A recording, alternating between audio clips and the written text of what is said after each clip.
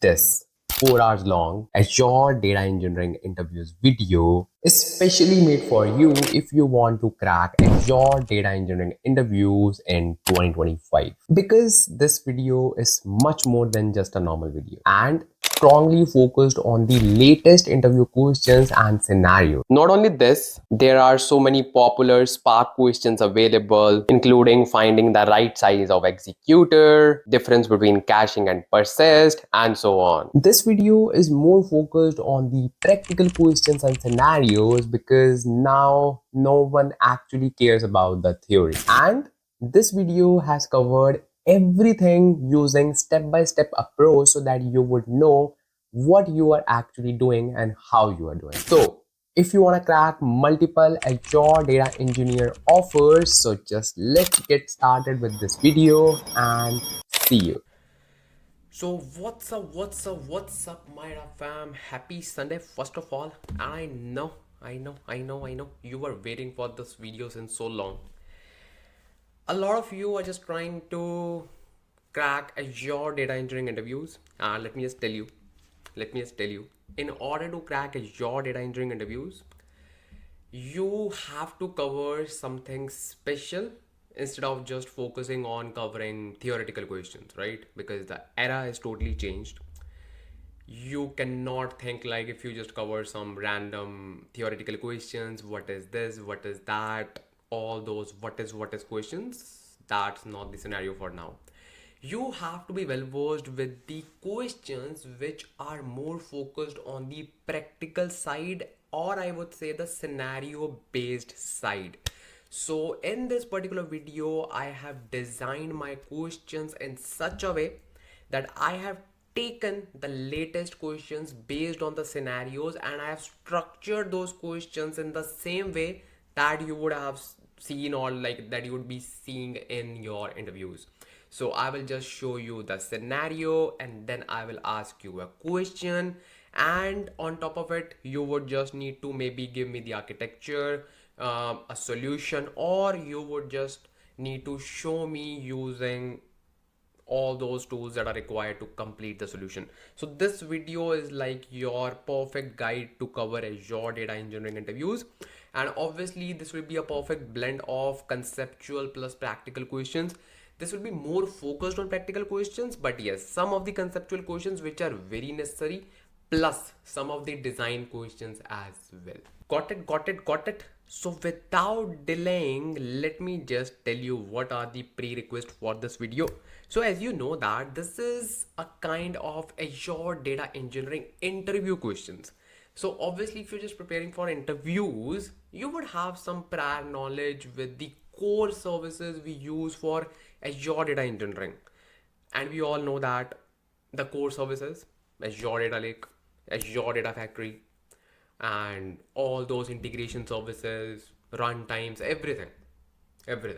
So you should know at least some of those tools, and I would say in an intermediate level knowledge in those tools. And if you are pure new, just go to my channel, you would, or just search on YouTube Azure Data Factory, Ansh, Lamba, or whatever technology, Azure technology that you want to learn in the space of Azure data engineering or data engineering, you would get the video. So if you have some prior knowledge and if you're just focusing on the questions, then you are good to watch this video. Now the thing is, if you have some prior knowledge, it is fine, because all the questions in this video will be covered from scratch. That means we will be just looking at the questions, then we'll be just seeing like, okay, how we can just approach this question, that what are the different ways to approach this question, and what is the best way to do it, and actually we will implement the solution as well. So from that perspective, everything will be from scratch, but I would expect you to have some prior knowledge, because you will not be focusing on some basic stuff like what is a link service and what is a data set, what is a connection. No, you should have those like intermediate level skills. That's it. And if you have those skills, everything will be covered from scratch, from the interview questions perspective, not from the technology perspective. Okay, very good. Now you will be asking, hey, what are the Azure resources that we should have before continuing with this video? So do not need to worry. Let me just show you how you can just set up your Azure environment. And once you have your Azure environment ready, you can just quickly get started with this video, and we will be focusing more on obviously like Azure data engineering services. So we will simply create some of the resources that we can simply use to implement the solution. Make sense? So without wasting any time, let's get started with our environment setup, and let me just show you how you can create your environment. Let me show you. In order to create your Azure free account, simply go on Google and search Azure free account, and just click on the first link, and then you can simply click on try Azure for free. And if you already have an Azure account and if you just want to upgrade it, you can simply click on pay as you go, but it's all up to you. Click on it, try Azure for free. Then it will simply take you to a page, and it's nothing, just a sign up page. So now here you just need to paste your email ID. If you do not have an email ID, do not need to worry. Simply create one by clicking on this link, and I would just recommend you to create your free account using your mobile, because it is much more easier to create a Microsoft account using mobile as compared to laptop or PC. So it's all up to you. If you can just create the account, it's fine, because account is important no matter like how you create that. Okay, so once you have that, simply put it here, and then it will just take you to a sign up page. Here it will simply ask you to give some more details about yourself: name, email ID, and phone number, then your card details and all. So simply provide all those information, and it is just to verify you, because Azure gives you $200 to spend within 30 days to use their services, so that you can learn. So it just needs to verify that it is the right person to whom we are giving our amount. So it is not a big deal. Just provide your details and that's it. Once you provide that, then you need to go on the portal, Azure portal. And in order to go there, simply search portal.azure.com. Simply search on this, and like simply search this and just hit enter. Then it will ask you to provide the email ID. Now you need to provide your email ID that you have just created, your Microsoft account. Okay, so let me just provide that. Now it will simply take me to the Azure portal. I have simply put my details. So this is my homepage of Azure, and do not need to worry if you are seeing something else, because these are like some of the resources that I have already created. So these are the resources that you would see in your screen. Not exactly same, but yeah, some of the Azure resources which are popular or which you should see on your first page. So that's not a big deal. And obviously this is not a like fundamental video, so you should know like all these things if you're just preparing for the interview questions, right? But still, like I was just giving you a quick overview. So now, without wasting any time, we will simply create our resource group, and I'll simply search resource groups. And again, if you just want to master Azure Data Factory and all those things, simply search on YouTube Azure Data Factory Ansh, Lamba, and you will see all those things. And I have also created one Azure fundamentals video, so you can simply watch that as well. So let's create our resource group, and I will simply say Azure interview. Okay, click on review plus create and click on create. That's it. So here I can simply search, simply refresh. Yeah, here it is. Oops. Where is that, man? Wait, I can simply go to home and simply search Azure interview. Yep, here I can see my resource group. So this is my resource group. Obviously it is empty. Let's create our resources. We will first create two resources, Azure Data Factory and Data Lake, because obviously 90% of your questions will be revolving around these two things. That's it. Why? Because now we know that we have Synapse Analytics, but you should know that Azure Data Factory is also there. So if you just create Azure Data Factory and if you just know all the things in Azure Data Factory, that means you can even like answer anything in Synapse as well. Because Synapse is just like using Azure Data Factory for ETLing and orchestrating, right? Very good. And trust me, for Azure Data Engineering, Azure Data Factory is the backbone. And obviously you'll be covering some Spark questions as well. Why Spark? Because we are just covering Azure. So what? Azure is just a cloud, right? So obviously you should know some Spark level questions as well, because Azure Data Factory is just like ETL tool. But Azure Data Engineering includes your Spark questions as well. And these are the like one of the most famous questions that every interviewer would expect you to know. Okay, so you cannot negotiate in all these questions. What are these questions? Just be with me, you will get to know. Don't worry.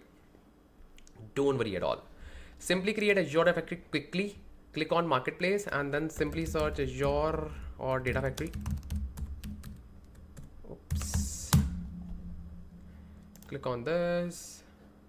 Let's create. And I would expect you to just create Azure Data Factory like this. I will name it as ADF interview. Create. Perfect. So it will take a few seconds to deploy it, and meanwhile we will simply create our data lake. Go to resource groups and oops, failed. Why? Let me just check why it failed. API that might be helpful. At least one resource deployment operation failed. Please list deployment. Let me just check. No worries. Click on refresh. Maybe it is created and it's showing an error.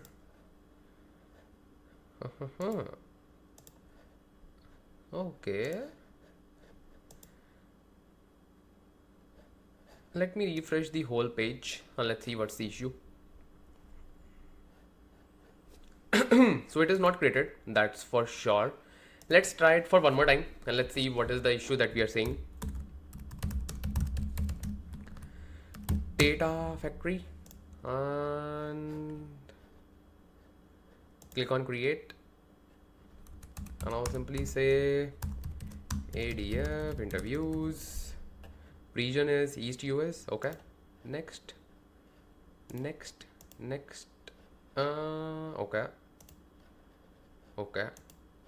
Okay, click on review, let's create.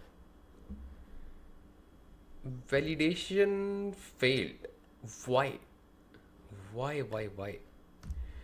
By clicking create, I create marketing items. What else? Is already taken? Oh, okay. That was the issue. I didn't know that. Okay, I'll simply say ADF interviews Ansh. Maybe it is available. Yeah, it is available. So I think last time we didn't check the name and we simply created it, and obviously it failed because the name was taken. Now click on review plus create. So obviously you cannot take the name if it is already taken by anyone else throughout the Azure network. You cannot use the existing name. So it is now done. See, that was the issue. So now go to home and go here and just refresh. You should see your ADF. Just refresh 2 to 3 times because it takes some time sometimes. Yeah, it is here. Now let's quickly create our data lake, and we should know like how we can create data lake. Search storage account. Perfect. Click on create. Okay, so storage account name will be, I have given the name to my data lake.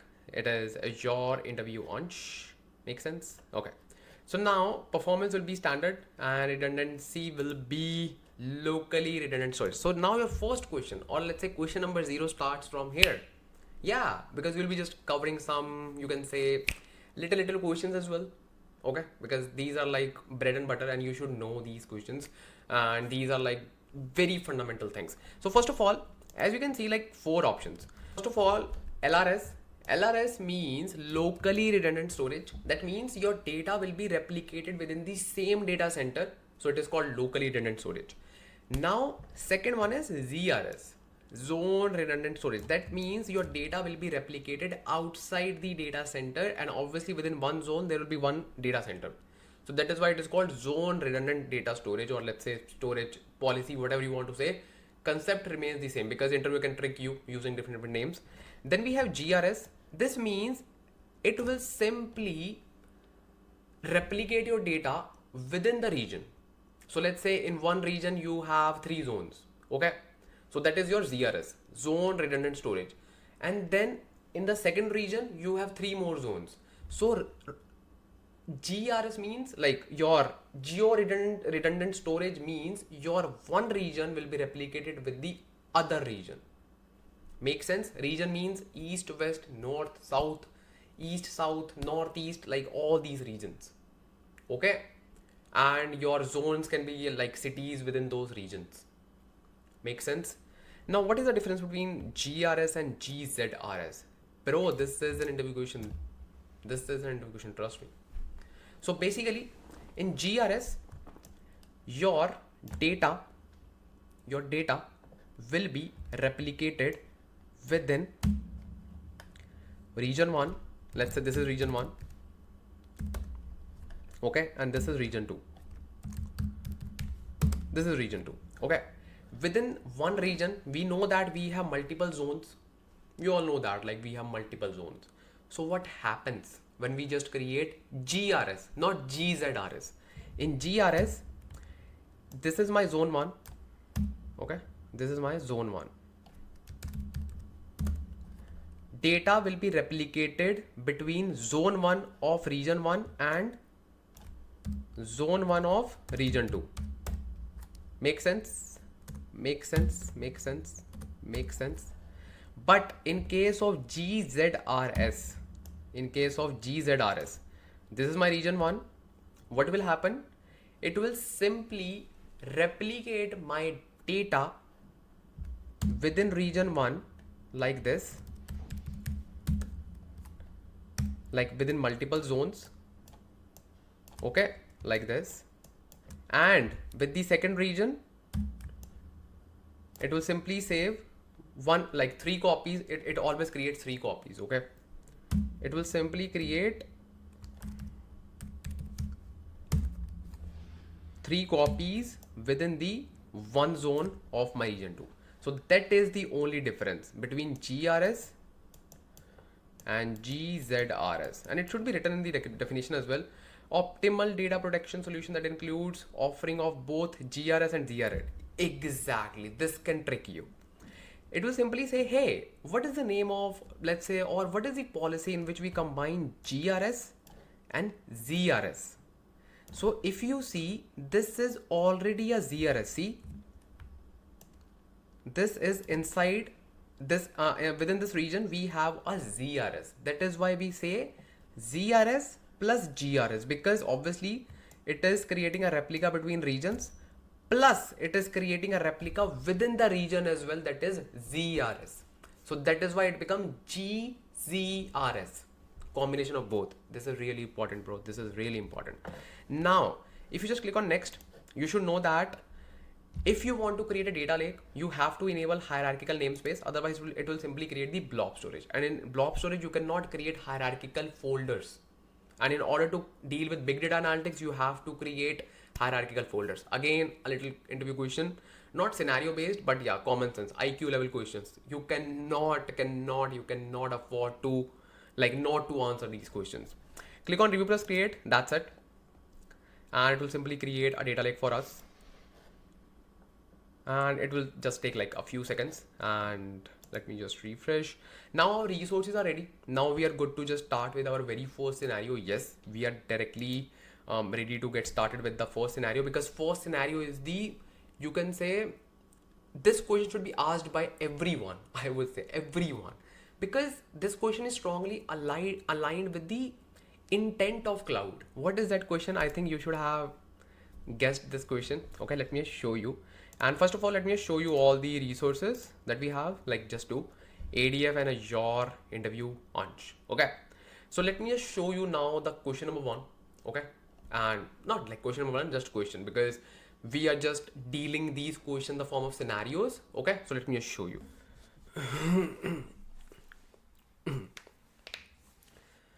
So this is your first question, or you can say scenario in your interview. So the scenario says your company currently stores large volumes of data, basically structured and semi-structured data, in an on-premise data warehouse and file servers. File servers means like on-premise disks and all. Leadership has decided to migrate this data to Azure Data Lake Storage Gen 2 or Data Lake to enable better scalability, obviously, analytics and integration with other Azure services, so that you can just integrate events hub, stream analytics, anything. anything. Question is, how would you approach migrating from the on-premise system to Azure Data Lake Storage Gen 2? This question should be asked by everyone because the whole intent of cloud is migrating your data to cloud. Okay, this is the whole intent, and being a data engineer you have to do this, right? So let me just tell you all the things that are required to shift your data from on-premise to cloud. And it can be any data. It can be your on-premise SQL server, it can be your on-premise file servers, anything. Let me just show you both the things. Okay, let me show you. So let's open our data factory. Let me just click on it and launch Studio.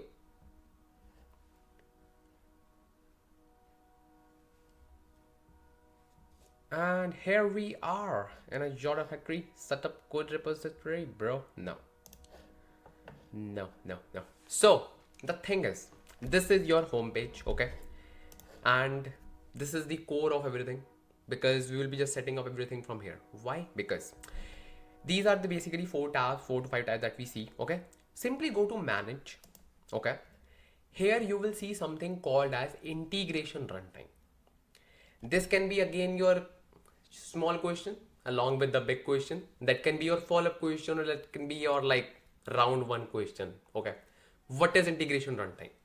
Integration runtime is a compute, or you can say a resource which is required to migrate your data, which provides the necessary computation power or computation resources to migrate your data and to perform all the, you can say, data flows, to perform all the data transformations, yeah, using mapping data flows. So it provides the compute to perform basically the activities within Azure Data Factory, because obviously anything that we process requires compute. So this is integration runtime that will provide the compute. Make sense? Now if you just click on it, you will see that there's already an integration runtime created for you. You will say, hey, I didn't create it. Who created it? Azure created it, and it's called auto resolve integration runtime.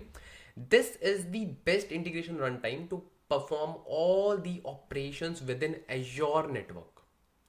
But now you want to pull your data from on-premise SQL servers or on-premise file servers to Azure. So in that particular case, this runtime will not be worked for you, or will not be working good for you. So in this particular scenario, you need to create something called as self-hosted integration runtime. What is a self-hosted integration runtime? So this is basically the runtime that your machine will be managing, not Azure. So it will be managed by you. Okay. Now, how we can just create that? It is very simple. Very simple. Click on this plus new button, and here you will see Azure self-hosted. Click on this. What is this, like Azure SSIS? Basically, you know that before cloud, Azure SSIS was the primary source of, you can say, integration between your SQL servers with the external providers. But now we know that we use Azure Data Factory, and this is obviously the Airflow preview. It is in preview, so it is basically to shift your Airflow DAGs and all those things. Click on this Azure self-hosted integration runtime and click on continue. So it will simply say, hey, which one you want to create? We will say self-hosted. Okay, then pick this and then continue, and it will simply say, hey, can you just please provide a name? I will simply say, yeah, Ansh self-hosted integration runtime, SHIR. Okay, click on create. So this has created a self-hosted integration runtime for me. That's it. Not really, there are some steps. Let me just tell you. So basically, once our integration runtime is ready, we need to install a package on our local machine. Then we need to paste that particular code which it provides to us, and then the connection will be successful. But before that, nothing has happened. If you just click on nodes, you will see nothing. Auto update, sharing, links. What is the sharing, by the way? So the thing is, when you create like self-hosted integration runtime, you can even share that integration runtime with other activities or with other data factories as well. So it's very handy. Click on close. Why? It's fine. you will see like status is unavailable. How you can just make it available? And there are some things as well, such as monitor, this is the code, and this is just to delete it. So if you just click on this monitor button, you will see that status unavailable, type is self-hosted, and high availability obviously enable, false because it is not available, and activities, we do not have any activities because we didn't perform anything. So in order to make it available, we need to simply click on edit, and then you will simply see something called as option 1, option 2. Option 1 is express setup. Click here to launch express setup for this computer. Second is manual setup. I prefer manual setup. Click on just this link, download and install integration runtime. Click on this and it will simply download an integration runtime for you. Click on this download button and it will simply say which one you want to download. I have already downloaded it, so I will not obviously download it again. Click on this, the top one, okay, and then click on this download button. The moment you click on this download button, it will simply ask you to provide the key. Then you need to provide this key to that particular integration runtime. The moment you provide that key, your machine will behave like a integration runtime, basically a compute which will perform all the data movement. Now a follow-up question can be, because obviously you do not need to show them like, hey, I am just moving my data from here and there. No, that thing you will be doing once you get an offer and when you will be just actually landing as a data engineer, right? You will be just migrating their data. In interviews, you do not need to show them, hey, see, I am migrating my files from my local machine. No, they don't have like enough time. They just want to see like, hey, do you know all these steps? They just want to perform all these steps maybe in their sandbox. So they just want to see like, do you know all these steps or not? That's it. That's it. So just focus on the interview questions, I would say wisely, because obviously when you are just preparing for the interviews, you do not need to just waste your time, right? Just prepare with strategy. Basically, now a follow-up question can be, they will say, hey, okay, we are satisfied that you know all these steps. But in real life, you as a developer, like you all, will be using a laptop in the company, obviously. Now, if you want to transfer some data from your machine, from your laptop, how other developers can do that? What you will do and what you will say in that particular scenario. So the thing is, you can simply say, and this is a pro question, bro. This can be a pro, and this question can be answered by only those who have worked with like Azure in the real life. So what's the solution for this? You can just say, yes, you are right. Then obviously, when we will just transferring our data from my machine, other developers obviously cannot do that, right? Because this is my machine. So the answer is, you will say, in real world, obviously we will not be using our local machines. We will be using something called as virtual machines. Virtual machines? Yeah, virtual servers for the organizations. And we create those virtual machines, virtual servers as our integration runtime machines.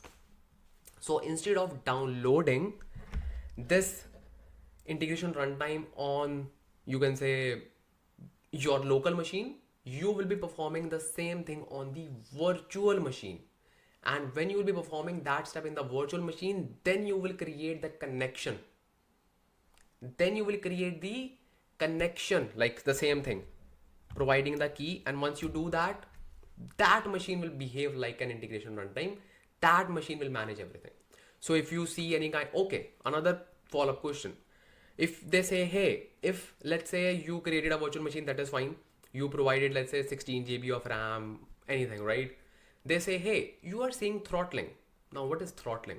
Throttling means, let's say your CPU utilization is like hitting 90%, 100%. So what should you do? Obviously, you can scale up your virtual machines in those scenarios so that you can handle the load. Your machine can handle the load, right? So these are like your follow-up questions regarding on-prem to Azure data movement. Okay. Okay. So now one more follow-up question. Let me show you. This is your integration runtime. You will say, hey, we have created the integration runtime. That is fine, but where to use it? Like, because whenever we just want to move our data, we simply use the link service and dataset. You are right. So when you will be creating a link service, let's go there, click on link service. Let's say you want to move your data from MySQL workbench. Let's say go to MySQL, okay, or let's say like very basic, you can say MS SQL, so any SQL of your choice. Let's say MS SQL, oh, it's just called SQL Server, yeah, this one. Let's say your common like on-prem SQL Server. Click on continue. It will simply say what is the server name and database name. That is fine.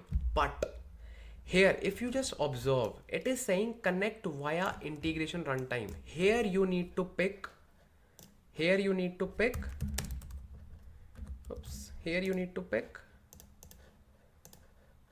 SHIR. Obviously it is now disabled, but you know like why it is disabled, because we didn't download it, right?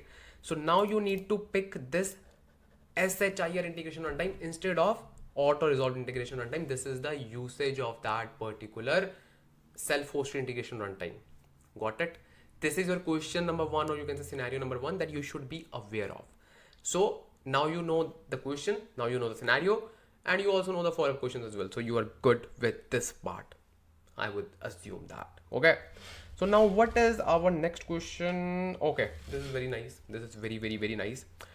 You have covered, okay, let me just take you the slides because you will feel better, right? Let me show you question number two, or not like question number two, like next question. So here is your next scenario or question.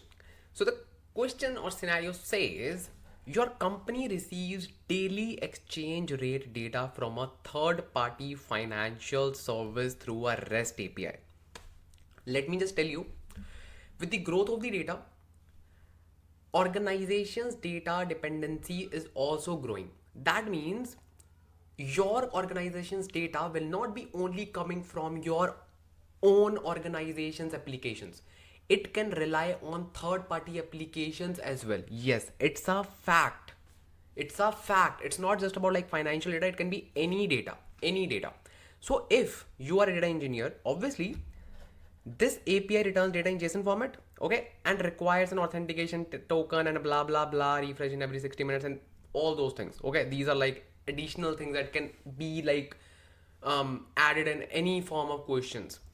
The real question, you can say the real task for you as a data engineer is how would you design and implement this solution using Azure Data Factory? Walk through the key components and steps you would use. This is the exact interview question and you need to answer this. You need to answer this. So the thing is, you have a REST API, okay? Don't worry, I will just provide you demo API as well, and I will just show you how you can just pull that data. Don't worry. You have a REST API, you need to ingest the data. You have some query parameters, just forget about authentication. It can be anything, bro. It can be any kind of authentication. Obviously, if you just work with real world organization, it will be like authorization. You cannot like pull public data because your organization data will not be available publicly. In this scenario, I will add query parameters. What are query parameters? I'll just show you. It is a kind of API key that we add. It is also a kind of authentication, but not like, you can say, organization's password, organization secret, no. So you need to ingest that data from the API and you need to push that data in the data lake. It's your task. It's your task. So let me just show you how you can just do this, and don't worry, I will just show you API and all those things. Let me just show you. So we were here in Azure Data Factory. So let me just first of all show you any REST API, and there are so many examples of public REST APIs. I will simply search REST API, not documentation, REST API examples or sample or public. I think this should be fine. But this is a blog, right? This is a blog. Yeah, here it is. Public REST APIs. You can simply search public REST APIs in order to just see that thing at the top. See, public REST API. Simply search on this. So this is a Postman website, and it is the most popular, you can say, software that we use to make API calls. But obviously, in order to pull the data, ingest the data, we use Azure Data Factory. So we are not going to make API calls using Postman, okay? But we will be using some sample APIs. So you can pick any, you can say, API. Let's pick anime. Yeah, anime. Okay. and these are all the API keys available. Let's say films. So these are all the things available, and you can even go to maybe animals. You will see dogs and all, and there are like so many options available. I'm just searching a kind of good API in which we will be having some query parameters. Cars, comic cities, drones, earthquakes. Oh yeah. No, this is not a good parameter. Maybe jobs. So I have found a good example of REST API, which is for books. And within this books, we have open library and we have book, covers and search as well. But I'm just using this endpoint, which is book, because I want to just get the book data in this example. In your organization, maybe this is the table that you just want to ingest from the third party application. And this is basically the URL, or you can say endpoint. What's special in this? We gonna use some query parameters as well in this particular pipeline, okay, or in this particular API. Then we have format as well. Query parameters are nothing but just adding some kind of, you can say, variables which are not mandatory, but yes, in order to just make some calls which are private, you have to just use those particular parameter keys. And how we can just find the parameter keys in the real world? Obviously, API provider, or you can say API developer, will provide you the documentation like what should be the query parameters. In this case, it is bib keys and format. Make sense? And we have parameters as I just mentioned, and this is the value that we're gonna use. Authorization is nothing, headers nothing, body nothing, because obviously body we use when we just make the post call instead of get call. So how we can use this? Okay, simply, this is a simple question. Copy this and go to your Azure. First of all, go to author tab and let's develop our first pipeline, and I will say it as REST API or REST API call. Okay, makes sense. Now in order to just see the data, first of all you should just use web activity. What is web activity? Web activity is activity that is used to get the response from the APIs. It is an alternative to Postman, and obviously if you are just an Azure data engineer, you will be just using web activities to use the output of those API calls in your pipelines. Make sense? Very good. I will simply say get response, okay, and go to settings. Here it is asking me to provide the URL. I'll simply paste the URL. That's it. Method is get method, because I'm just using get method for API call. Authentication is none, and headers none, and integration runtime is normal auto resolve integration runtime. Simply run this and you will see the response in the form of JSON. Why? Because JSON is one of the most popular form of response that we get whenever we just make API call. The other one is XML, but JSON is the most popular one. Just click on this button. If you hover over this, you will see the output. See, this is the whole output of your API call that you have just made. So it is saying that bib key, info URL, preview URL, thumbnail URL, and another one is this one, bib key and info URL. So basically there are total 2 items that we have in this particular API call, 1 and 2. Make sense? Make sense? Like 1 is this one, and like this is the entry point of API and closing point, and within this we have 1 and then we have 2. Okay, so this is the first key, which can be your primary key in your case as well, and this is the primary key, like second key for this. And then we have some ADF web activity response headers that we just got in return from the API, but this is our main data. See, ISBN and this. Make sense? Very good. So now what we need to do, this is our response. Obviously response cannot be stored. It is just a response. It is just an output. In order to move the data, we need to use something called as copy activity. I will simply say copy activity. I will attach it here and I will connect it with this. And then I will first of all rename it. I will say get API data. Okay, get API data. And what will be the source? We do not have any kind of source. We will simply create the connection with the source. Click on this plus new and search REST. See REST, continue, and I will simply say DS for dataset, and then REST API. Perfect. Link service, we do not have any link service. We will create the link service, and link service will be ls REST API. Make sense? Now it is asking me to provide the base URL. What is base URL? In most of the cases, base URL will be till here .org. But you can even pick the same URL as the base URL as well. If you do not have multiple, you can say relative URLs, but it's up to you. You can even copy the whole, or you can copy till org. And if you just copy till org, you need to provide the rest of the URL in the relative URL. Make sense? Let's do that because that is a good practice. Let's copy till org, provide it here. That's it. Authentication type is anonymous. Then click on test connection. Let's test the connection and it should be fine. Yeah, click on create. Now click on maybe advanced. Yes, open this data set. Why? Because we need to provide the relative URL. Now copy the rest of the URL, API box and all, and just make sure you do not need to include the slash. You simply need to copy from API. Okay, copy this and that's it. That's it. Or I will simply go to add dynamic content and I will paste it here. Why? It's a good practice. We should always just paste the content inside the box. Makes sense? Okay, we can simply go here and this is our source. Okay, and request method is get, as you all know. Now in sync we first of all need to create a link service, and before that we all know that we should just click on plus new button.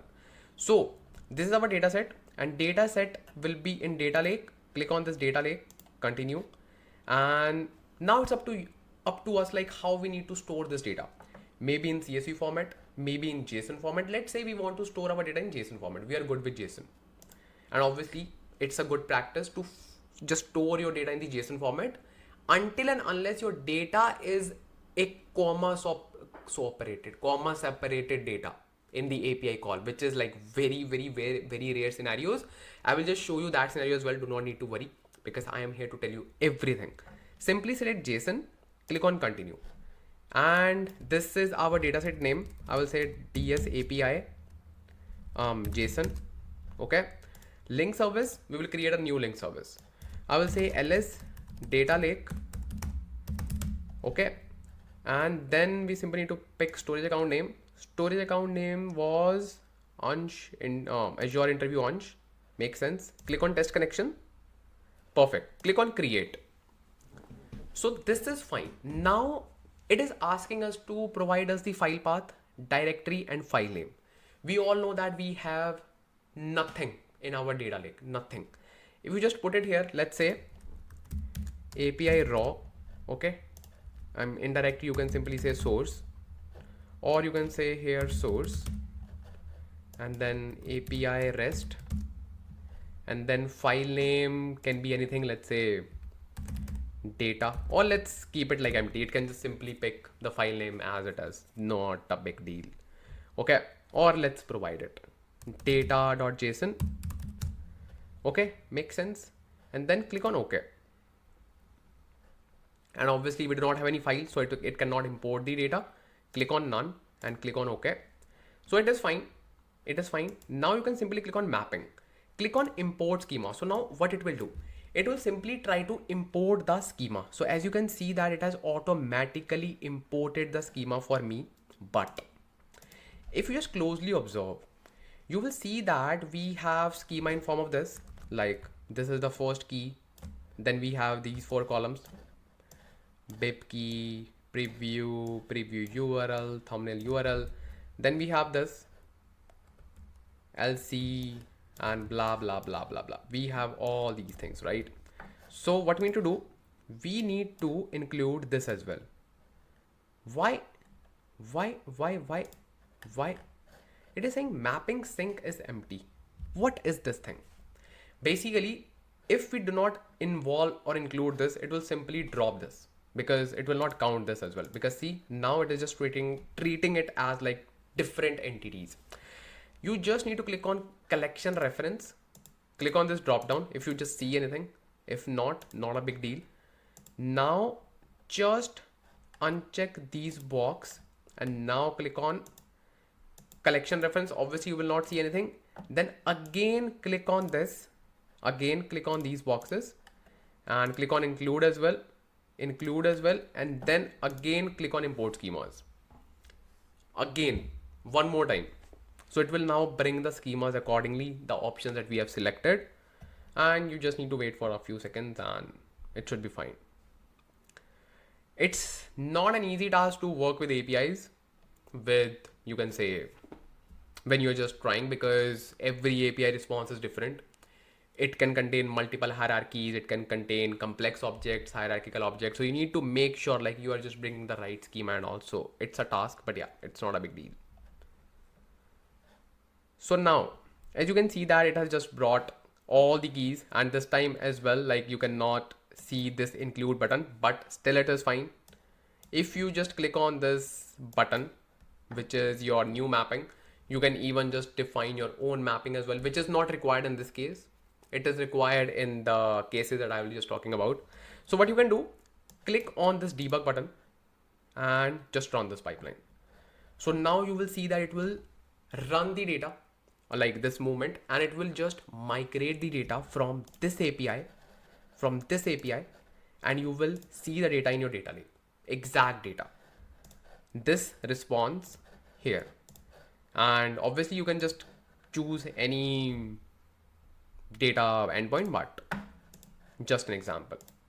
So both are fine, see, both are fine. If I just click on this Google's button, it is saying that files written one, it has written one file. Go to your data lake, click on home, and this is my data lake, data storage containers. So this is my container source that we created. This is the folder, this is the data. Click on this, click on edit button and click on preview maybe if it is available. No. So see, it has automatically pulled these keys as well. Why? Because this was the parent key. So that means we have both the keys, ISBN, and within this we have hierarchy, as we all know. Then the second key is this one, LCCN, the same thing we saw here, the same thing. See, same thing we saw here. Both the data is here, That's it. Let me just show you the whole data. Click on edit and let's see what do we have after LCCN. That's it, nothing. Why didn't we get this? Why didn't we get this particular ADF web activity header response? Why? Because we didn't define it here in our mapping. See, we have just selected these two things. That's it. Okay. So we didn't select that thing. Exactly. So when we just perform copy activity, we just need the relevant data. That's it. But when we perform web activity, we need all the data so that we can maybe use that particular output in our future activities. Make sense? Very good. So this was the way to ingest the data in the JSON format and using query parameters and all those things. Okay, very good. Now you can say the brother of this question, or you can say this question can come up like this as well. Why and how? I will just answer both the questions. So let's say you have an API, but the response is not in the form of JSON. What? Yes, the response is not in the form of JSON. It is in the form of CSV. CSV means comma separated values. Will you use REST API in that case? If your answer is yes, you are wrong. If you are getting data in the form of delimited text as a response, you should always use HTTP connection. What is the difference? Nothing much. But HTTP is a better approach recommended by Microsoft as well. If you are getting data directly as a response, not in the form of JSON, directly as the data, you should always use HTTP connection, because it will simply treat that as a data and it will bring that data and dump it to your data lake. Even in CSV format, forget about JSON, even in CSV format. Do you want to see the practical? Obviously, I will just show you. So let me just show you a quick example. I will just show you the data that I have in my GitHub repository. Let me just show. This is the repository that I have. Okay. And you can also see the data. And if I just click on this data, orders data.csv. So this is the data, right? But do not worry. This is just the preview. This is not the exact data. Exact data is here in the raw tab. Click on this. So this is my data. Makes sense. If I just make an API call to this endpoint, what I will get? I will get this thing, right? Is it a JSON response? No. So what is this? Delimited text data. So in this particular scenario, I will use HTTP connection instead of REST API. How? Simply copy this. Okay. Go here and let's add one more copy data activity. Make sense? Add it here and I will simply say get HTTP data. Okay. In the source, click on plus new, and this time I will search HTTP connection instead of REST API. Click on this, continue. And what is the form of data that we have? This is the best thing. This is the best thing for HTTP connection. If you just observe, if I will pick REST API, click on continue, I will not see like what is the format of the data, right? I have to pick something called as HTTP. Make sense? Click on continue, and this is the data that is in the CSV format, right? Click on this, continue, and name will be DS HTTP, and link service, let's create new one. Link service will be ls HTTP, and we'll simply paste the whole URL. We do not need to create a relative URL, it's fine. Click on base URL, and auto resolve integration runtime is fine. Authentication type is anonymous, and test connection, and perfect. Click on create, and we do not have any relative URL, so it is fine. Click on OK. And in the sync, what we need to do, let's pick our data set. And obviously we do not need to use the existing data set. We will simply pick a new data set. Make sense? Yep. I will simply say data lake. And obviously I want to save my data in CSV format. Continue. And I will simply say DS HTTP sync. Okay. Link service, I will use the existing one because that is same. And obviously in the link service, I will be just providing the name, but this time I will be having some folders. Click on this browse button, click on this source and API. Let's create a new folder here. I will simply say API HTTP and it's data.csv this time. Okay. Click on OK. And obviously none. Click on OK. That's it. I will just add one more thing just to show you what's going on. I will simply drag one more copy activity, and this is just to validate. So connect this. Okay. And here I will simply put source. Source is DS HTTP, but not really. Why? Let me show you. I will simply say new source. Why? Then let me show you. If I pick REST API, what will happen? Because you said like we should use HTTP. Let's say if I use REST API, because this can be your interview question, like what will happen? Pick REST API. Okay. Name will be ls REST HTTP. Okay. Link service will be new one. It will be ls REST HTTP. Make sense? Base URL. Just give this URL. Authentication anonymous, test connection, create. Perfect. And sync will be a new one, not a new one, just pick the existing one that we created, HTTP sync, or let's create a new one because it will just create a conflict. So Just to make your life sorted, click up plus new, continue CSV, or not CSV because this will be a JSON format. Okay, so just pick JSON. Okay, and then just you can say DS HTTP JSON, link service is the same one, pick the source container and click create a new API HTTP JSON. Okay, JSON CSV.json. This is just for your validation. Okay, click on none. Okay, perfect. If you just click on this validate button, click on mapping, you will get the idea that what's gonna happen. Obviously import schema failed. Why? Because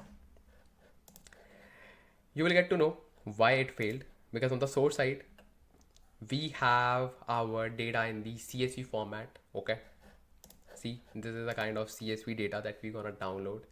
Or for now, let's just disable this, otherwise you will be feeling confused. So just debug this and just deactivate this. Let's confirm this one, like how we can just get the data using HTTP. Then we will just validate this as well. Don't worry, because I want to just you to be prepared if you're just sitting in the interviews, and you should be like very confident, like just answer all the questions. Click on refresh. This should not take much time.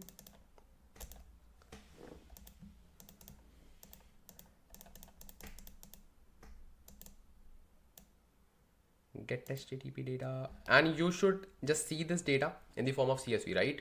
Okay, very good.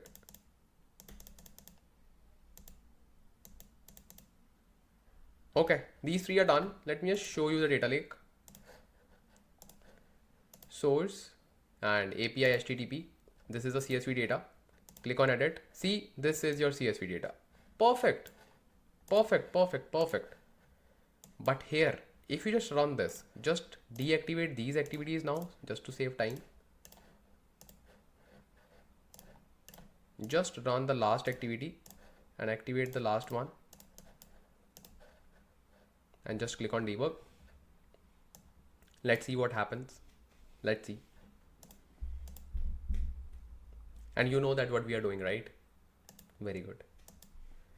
We are just making an API call, okay, to this data.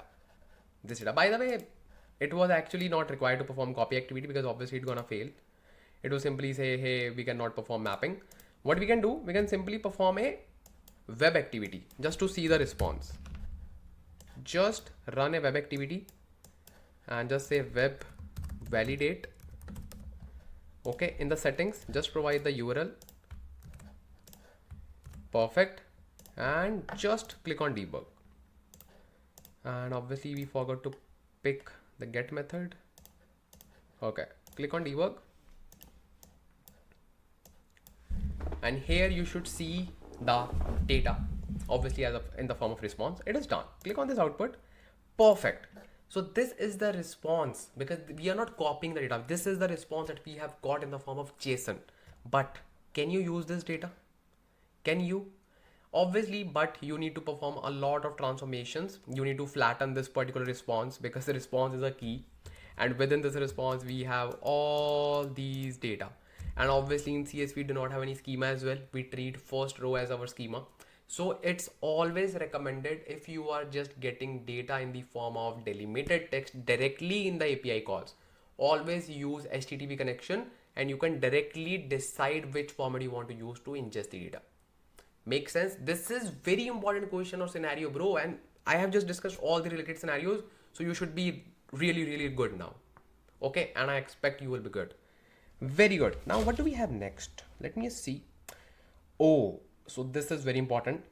Now it's time to discuss very, very, very special question. Let me show you. So the next scenario is, you are working on an ELT pipeline in a cloud-based data platform. Obviously, Azure Data Factory, AWS Glue, or Databricks. It can be any. Why did I just pick this particular question related to all the cloud scenarios? Because when you are just working with multi-cloud environments, you need to assure that you are able to answer this question, because within Azure space, you can connect to multiple sources. So that is why this is a tricky question in which you will think, hey, I'm just sitting in an Azure interview. Why the person is asking for Azure questions, also like AWS questions? So it is not like that. You just need to think, wait, and hold on. And the scenario is one of the pipeline activities is an API call to fetch the data from a third party service. And we all know that we have just encountered with the similar scenario. Very good. This API is known to have occasionally failure due to, or let's say occasionally fail due to temporary network glitches or rate limiting issues. This is the real world issue that you can have when you just try to fetch the data from the APIs, because API is just like the intermediate player who is being like able to provide you the information. And see, API is the middleman. You make the request, API goes to the application, it brings the data and provides the data back to you. So it can happen intermittently that it can fail, or let's say it just throwing some errors due to any networking glitches, any networking errors. It is possible. So now you as a data engineer, how would you design the pipeline activity to handle intermittent failures? This is the word that you need to put more focus on. Why?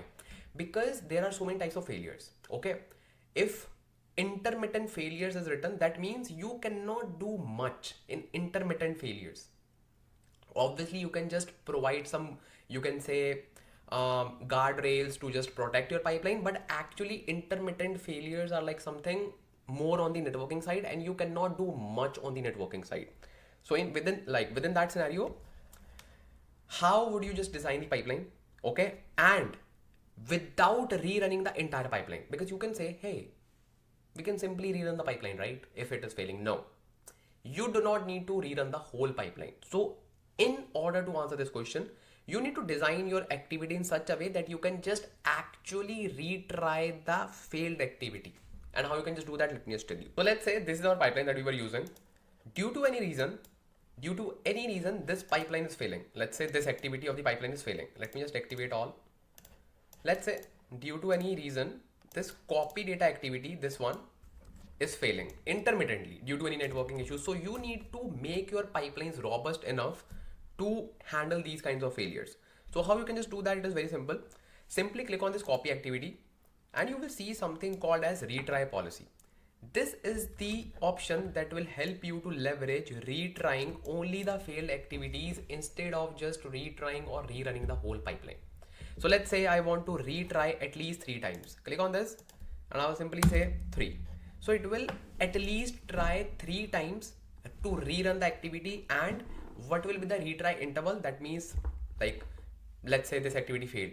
So it should wait for at least how much seconds? 30 seconds. That is fine. Or I would say, yeah, 30 seconds is fine, because in 30 seconds you can expect like network glitch is gone. Okay. Then what is this timeout? This is also important. Let's say your pipeline activity is taking a lot due to any kind of glitch, due to any kind of suspicious thing or anonymous thing that is not known to you. So in these particular scenarios, you can set timeout policy as well. Currently by default, it is set for 12 hours. That means if your activity is taking more than 12 hours, it will automatically fail. But if you know that your activity should be completed within 1 hour, and if it is taking more than 1 hour, you need to fail that activity, you can simply say 0.1. That's it. That's it. So if you just hover over this, you will see default is 10 hours, the maximum is 10 minutes, like minimum is 10 minutes. And for now, we have just set the, you can say hours as like 1. I don't think so it is 1. I think it is 10 hours, because 0.1 is like 10. You can simply say 0.01. Like, it's up to you. You can just make these kinds of tweaks and you can just make your pipelines robust enough to handle intermittent failures. And trust me, this is like the solution of these questions are like very simple, but it is very important to get the solution in your head right, let's say, before answering these types of questions. Because whenever you're sitting in an interview and if you see the word failures, you will simply say, hey, I will simply go to monitor tab, I will see the error message, I will see. No, intermittent failures, networking issues, retry policy, bro. Retry policy, simple. So you need to be just like a man of few words in the interviews and just be accurate. That's it. I know you can just give a long answers as well, but they do not need to just, or they do not want to hear those long answers. You need to be quick and accurate enough. That's it. Retry policy, bro. That's it. Okay, so this was our scenario that we have tackled. Let's see what do we have next. In this scenario, you are working as a data engineer, and obviously in the your data engineering interviews, they will just expect you are working as a data engineer. The company relies heavily on ETL pipelines built in Azure Data Factory. Makes sense.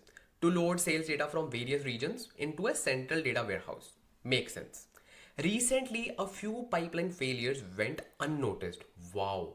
And this is the problem that every second organization is facing. Why? Because these technologies are new. Companies just built ETL pipelines crazily, and they didn't actually apply the monitoring facilities and all those things that should just provide some information about their failures as well, about their errors as well. So, which caused delays in business reporting and decision making. Why? Because obviously, let's say a pipeline failed, your team didn't get the notification on time. Business came to your team, hey, this is the issue. And you were like, I don't know, like what happened.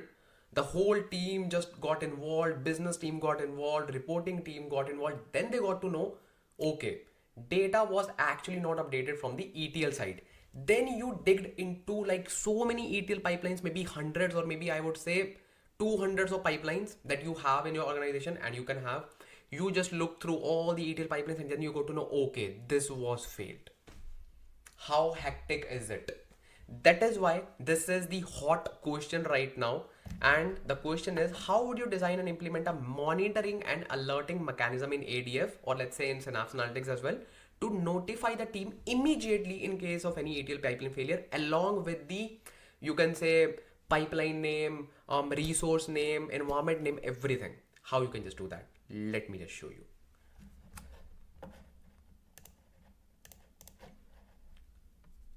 So in order to do that, let's say this is our pipeline. Okay, this REST API call is our pipeline that we are using to ingest the data. Make sense? Now what we will do, we will simply go to this manage button, and we have something called as, let me just search. Oh, by the way, ADF in Microsoft Fabric. Wow. So they are just promoting their things as well. Yeah. So in the monitor tab, not the manage tab, go to monitor tab, and you will see a thing called alerts and metrics. So now the thing is, before we used to perform or build some logic applications within Azure Data Factory to make API calls to trigger the notification, but ADF has also added this feature alerts and metrics, in which you can just set up the notification through this as well. So simply go to alerts and metrics, and you will see we do not have any rule, right? Because we have not created anything. Click on new alert rule, and here you can simply name it, let's say alert failure API, anything. It's up to you.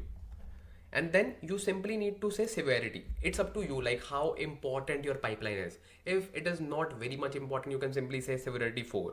That okay, if it is failed, we will tackle it like let's say next day, 2 days after this.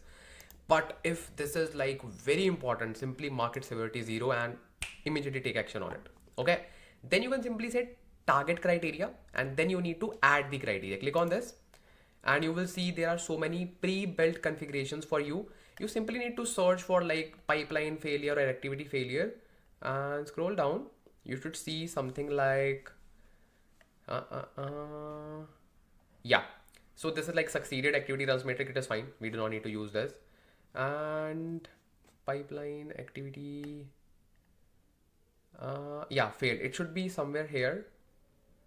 Failed activity runs matrix, cancel activity run matrix. Okay, it is fine, it is fine, it is fine, it is fine.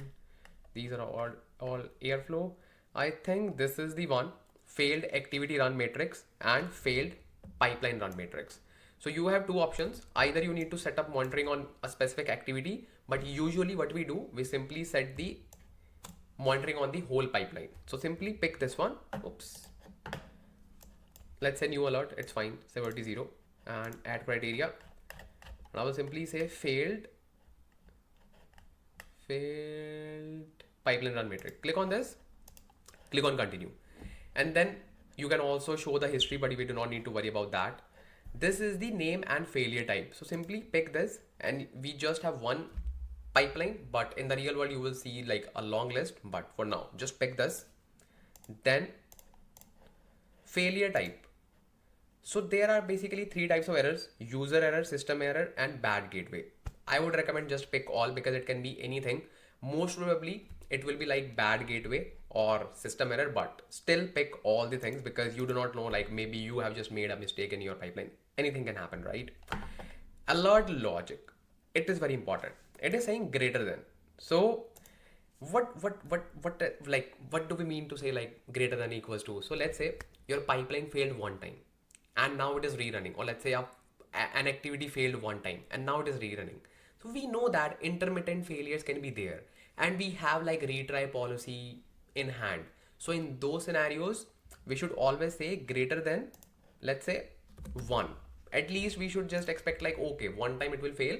And if we have like retry policies, and we all know like about retry policies, simply say if greater than 1, simply throw an email. Okay. And frequency is like every 1 minute, evaluate based on this. So that means it will be simply run your logic in every 1 minute, and if it will see any error, it will simply throw the email. Simply say add criteria. So this is your criteria. Now you need to simply say configure notification. Click on this. Now action group name, obviously you do not have any group name, so you can simply say new group. So you can say like data engineering team, and short name will be the same, let's say data engineering team. Okay. And notifications, click on this. Now you simply need to say email because we do not send SMS in companies, so it should be just email. And then you simply need to provide an email ID. Let's say I want to provide anything, Ansh Lamba blah blah @gmail.com, let's say. Okay. And then you simply need to add on, like click on add notification. Obviously in the real world you will simply tag your real email ID of your organization, but for now this is a thing. Then simply say add notification, and then simply say add action group. The moment you click on this, you will see that oops, so do not worry about this. I desperately clicked on this because earlier I was just like thinking not to just click on this. So the thing is, you need to enable this service, which is like the subscription registration is an unregistered state, because I have not enabled the alerts and metrics because it is costly and I use like pay as you go model. So I have not enabled this, but you can enable this. And in the real world, in your organizations, it will be automatically enabled. So you do not need to worry about that. But obviously, if you're just using your free ADF, you can say resource, you do not need to click on add action group because you do not want to run your matrix every minute, or let's say every 10 minutes. Why? You're just building pipelines for like learning, right? You do not need to monitor those. So do not click on like add action group and you will say, hey, error. This is not an error. You need to enable this, and you do not need to enable this for now. Okay. In real world, it will be automatically enabled for you using your subscription because organization is paying the cloud bills. It's not you. Okay. So do not worry about that. And that is why we are not creating any alert rule. But let me just tell you, once it is created, it will be popped up here. Okay. It will be popped up here, and you can easily like monitor all the things like what is happening. And if anything goes wrong, it will simply trigger that. That's it. That is it. Okay. I hope now you understood all the things like alerting and how you can just set up monitoring. Make sense? Okay, let's see what do we have next. Scenario is special. Why? You will get to know. So you are working on a PySpark job that processes customer transaction data from multiple sources. Okay. And the initial steps involve heavy transformations like joins, filters, aggregations, and the intermediate results is reused in like multiple parts of the pipeline. So let's say you are creating a data frame. Okay. You are saying df equals like data reading, then you're performing join, then you're performing aggregations, then you're performing, you can say, filtering, and you are just reusing that particular final df in multiple areas. Maybe you are just generating KPIs, then you are just writing that data to different outputs, and finally for some visualization. So basically the thing is, you have a data frame which involves heavy transformations, okay, which involves shuffling and all, everything. Then that particular df is used in multiple areas, writing outputs, generating KPIs, visualization, same df. So now, given that same intermediate data frame is reused in multiple stages, How would you optimize performance in this situation? This is a Spark question, and obviously you should know how to answer this. Before answering this, you should know these concepts. So basically the thing is, whenever we create a data frame, okay, executor does not hold that particular data frame in the execution memory for a long time. It will eliminate the data frame immediately if it is assigned a different task, or if needs to create a new data frame from your existing data frame. It will simply do that. Makes sense? So let's say you have created your DF, you simply read the data. One DF is created. Then you applied a filter. A new DF is created. Previous one is eliminated. You performed aggregation. Then that new DF is stored and previous DF is removed. So this way you have reached to the final DF stage in which your DF is final. Now that DF is being used every time. So you will say, okay, so if I'm using the same DF and that DF is stored in execution memory, then I'm good. Not really, bro. Not really. Because it will be there just for the job completion. Once the job is completed, your DF will be eliminated because it will simply eliminate the memory for the new job. And what can be the new job? Maybe data writing, maybe displaying the data, maybe counting the data frame rows, anything. So your final DF will also be eliminated, bro.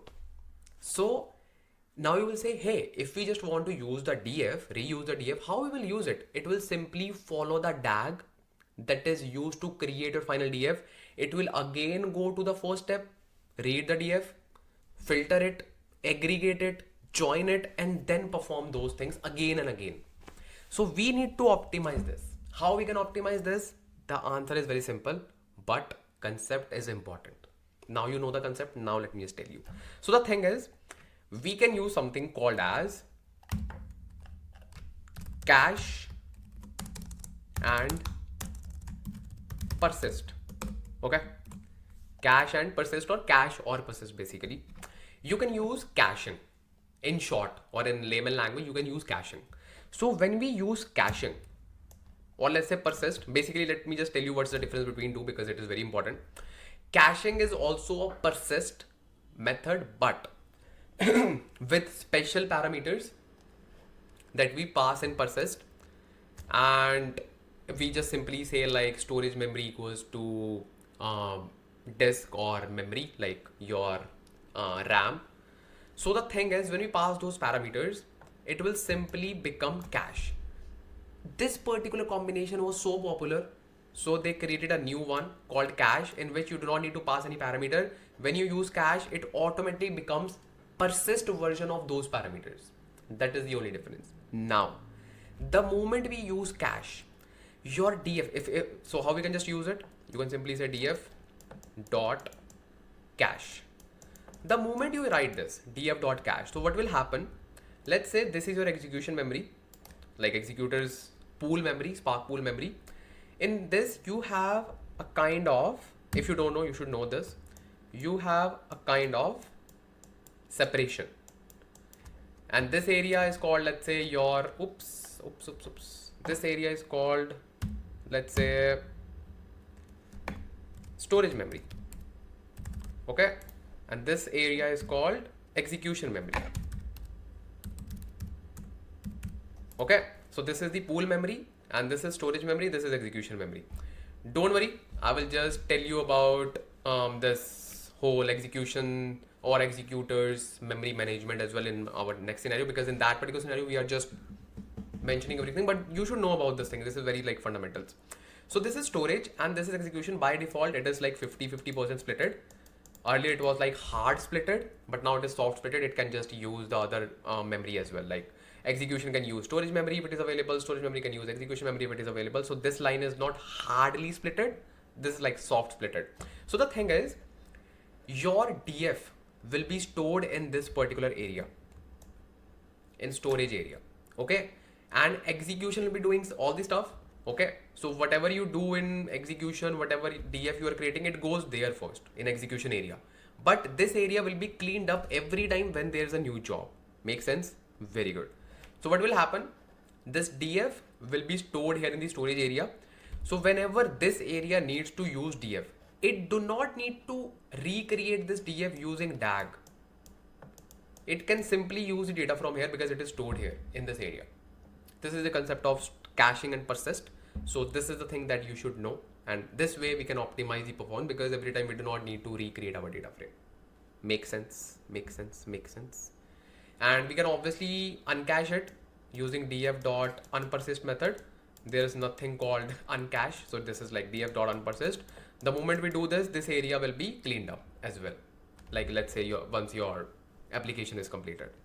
Make sense? So this is the way to answer these kinds of scenarios in which you just need to optimize the performance by caching your data frames if you are just reusing it. Make sense? So let's see what do we have next. So now let's talk about this scenario, and this scenario is very important because in the real world as well, this is your bread and butter, and that's why company wants you to know all these things. Let me just walk you through the scenario. So basically you are working on an Azure Data Factory pipeline that involves calling a REST API through a web activity. Again, calling a REST API through a web activity. Okay. This API requires an access key for authentication, or just to make your life easier, let's say you are just making an API call, or let's say you are doing anything. Okay. You want to use a kind of sensitive information, a kind of credential, a kind of secret, a kind of password in your pipeline. Okay, sorted. To follow best practices, your team has decided to store the API key securely using Azure Key Vault. That is the best play to secure the secrets instead of hard coding it in the pipeline, obviously, because we do not hard code our secrets, sensitive information in the pipeline. Make sense? So now the question is, how would you implement the above scenario end to end in Azure Data Factory? Walk me through each step you would take from creating the key vault to using its secret, plus ensuring secret, or let's say secure handling of that secret in the output. This is one of the most important points, because that is fine. You have stored the information in the key vault, perfect. You have retrieved the information from the key vault, perfect. But if you cannot securely output the information, you are still leaking the information. Why? Because it can be used through, or it can be seen through the output activity, right? Like the output mode of any activity. So you need to make sure that you will just show the decoded version so that anyone cannot actually see the output. Make sense? Make sense? Very good. So let me just tell you how you can just deploy it and how you can just make this. Obviously we have to do a lot of steps in this. First we would just need to create the key vault and all. So let me just show you how you can just do all these things. So I'm here in my Azure Data Factory. Okay, so first of all, I will simply go to home and I will simply go to this resource group and I will create a key vault. Okay, just go to marketplace and just search key vault. Key vault. Okay, perfect. So I'll simply create a key vault, click on create, and that's it. The key vault name will be, let's say, ADF interview. Make sense? ADF interview. Okay, just click on review plus create and click on create. That's it. It will simply deploy it, but you cannot use this. Why? I will just let you know. Don't worry, don't worry, don't worry. So it is just deploying this key vault and it should be done within few seconds. Not a big deal. Let me just refresh. Okay, it's fine. Perfect. So now if I just click on go to resource, so this is my key vault. Okay. And on the left hand side, I have something called as, you can say, objects, and within that objects, we have something called as secrets. So this is the area where we create our secrets, where we store our sensitive information. So if I just click on it, secrets, if I just click on generate, okay, I will simply get an error. I can simply show you, let's say I want to create a key vault, let's say interview key vault, KV, okay. Secret value, let's say I want to store anything. Okay, I have saved the information. I will simply click on create. This will not let me create the key vault. Why? An error occurred while creating the key vault, because I am not allowed to do this. See, the operation is not allowed by RBAC. If role assignments were recently changed, blah, blah, blah, blah. So you have to have the power to create the secrets within key vaults. How you can just do that? Basically, simply go to access control IAM, and this can be your small follow-up question, or you can say your pre-request interview question. They can say, hey, what are the things that you need to do? You cannot say, hey, I will simply create the key vaults, I will simply create the secret, I will simply store the value. No, you first need to have the permission. And what is the permission? It's called Azure Key Vault owner or administrator, or let's say contributor, something like that. You should have some kind of permissions to create the key vault. Make sense? Just go to add role assignment, and here you will find the role. It's called Azure Key Vault. Azure Key Vault, yeah, Key Vault administrator, or maybe you can say certification user if you just want to use a certificate. Then you have like officer. For just keep the thing simple, I will simply say administrator because I want to perform administration tasks to create the secret. Click on next, then click on select members, and then just simply search your email ID, select review plus sign, and that's it. Now you can create the secrets. So this is your prerequisite, or you can say bonus question that can hook a lot of candidates. Okay, so now just go to secrets. Let's recreate it. I will simply say interview KV, interview key vault secret. Let's say okay. Click on create. This time it is created. Perfect. And this is the value. Like this is the secret. If I click on it, this is the current version. We can create different versions. Let's say you want to create a new value, you want to store the updated version, you can just do that. Okay, if you just click on it, you will see all the information. Make sense? Very good. So now I want to first of all fetch this information using web activity. Okay, so I will simply go to secrets, and this is the information, and I will click on it and just click on it for one more time, and this is the secret identifier. I just need to copy this because I'll be just making the API call to this endpoint. Okay, so I will simply create a new pipeline, and I will name it as Key Vault. Okay, perfect. I will simply say web activity. Perfect. I will simply say get Key Vault, or let's say get secret. Make sense? Now in the settings, you just need to provide the URL. That's it. Method, you can say get method. Authentication is system assigned managed identity. Why? Because you cannot simply say, hey, just get the data and it will simply bring it for you. No, you should have the access. That means your Azure Data Factory should have the access. Another bonus interview question. So in order to fetch, or in order to just make the API call, you first need to assign the role to this Azure Data Factory as well to read the Key Vault information. The same way you provided the information to yourself. Simply go here, perform the same step. Go to access control and click on add role assignment. Search Key Vault. Key Vault. You can even provide reader access as well, Key Vault reader, because we are just trying to fetch the and read the data, read metadata of Key Vaults and its secrets. Keys and secret cannot read sensitive values such as secrets. So just to make things simple, you can simply say Key Vault administrator, click on next, and click on manage identity this time, because whenever we create any resource, we provide the access to their managed identities. Okay, just click on select members, and you need to just search the managed identity for Data Factory, and just search your Data Factory name. I have so many Data Factories, so you just need to pick yours. Okay, click on select, review plus sign, and that's it. Now you can just make this call. Okay, now what is this resource? Resource base is basically a kind of URL that identifies, okay, you are just using this keyword as a resource. If you just hover over this, you should see this Azure Key Vault as https vault.azure.net. You can simply copy and paste it here. That's it.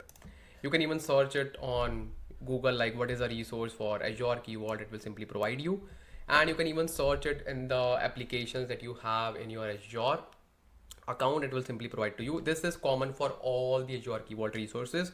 So this is not something subjective to only our Data Factory or our Key Vault. No. Make sense? Everything is sorted? Very good.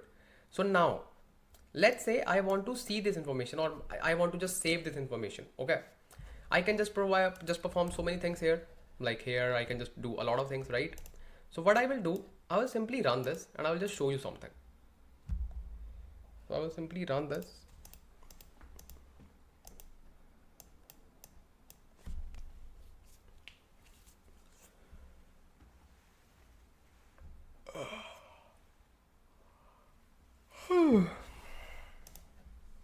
Okay, nice. Let's see what's the issue.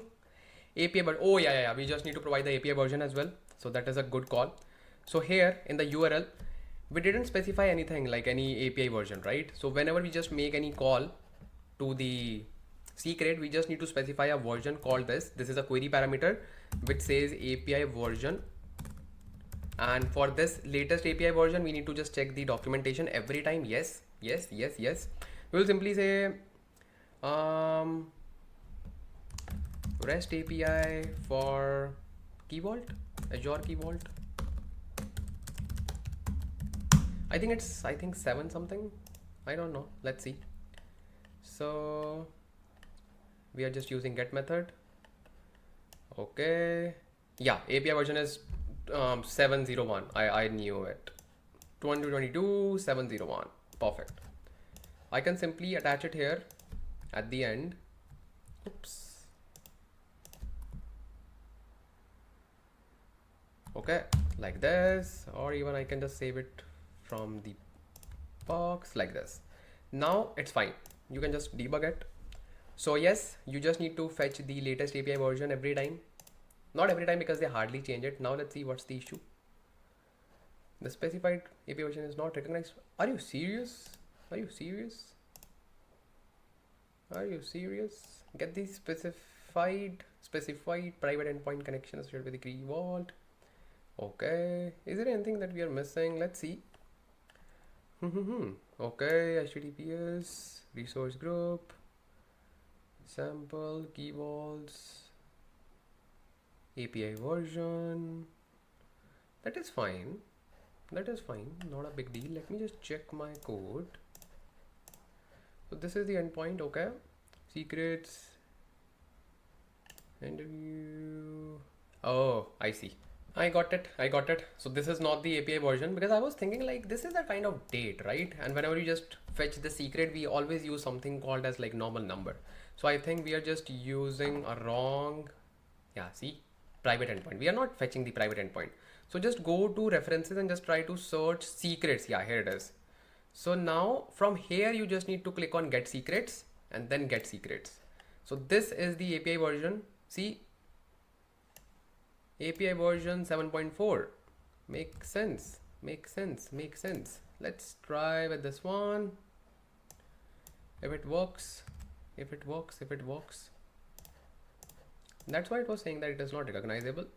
So yeah, that's a mess. Whenever you just want to make API calls to the Azure Resources, you just need to check the latest documentation to just get the result. See, it worked. Now I want to just show you something. If I just click on output, I will see something that I should not see. I can see the value of my secret. It is 1 2 3 4 5 6 7 8. Ooh, this is a secret. Should I just populate this information in my activity run? Obviously not. That was the third part of the question, right? So in order to hide this, you need to use something called as advanced features. Just scroll down and just go to general first of all. Yeah, and just click on this secure output. The moment you click on this, click on debug for one more time and you will see the result. And these are so you can say rare things that you should know. And if I just click on it, like click on output, see, you cannot see the output now. Why? Because it is secured now. So this is the information and this is the way to deal with the secrets. You saved your information in secret, in Key Vault. Ooh, well done, clapping.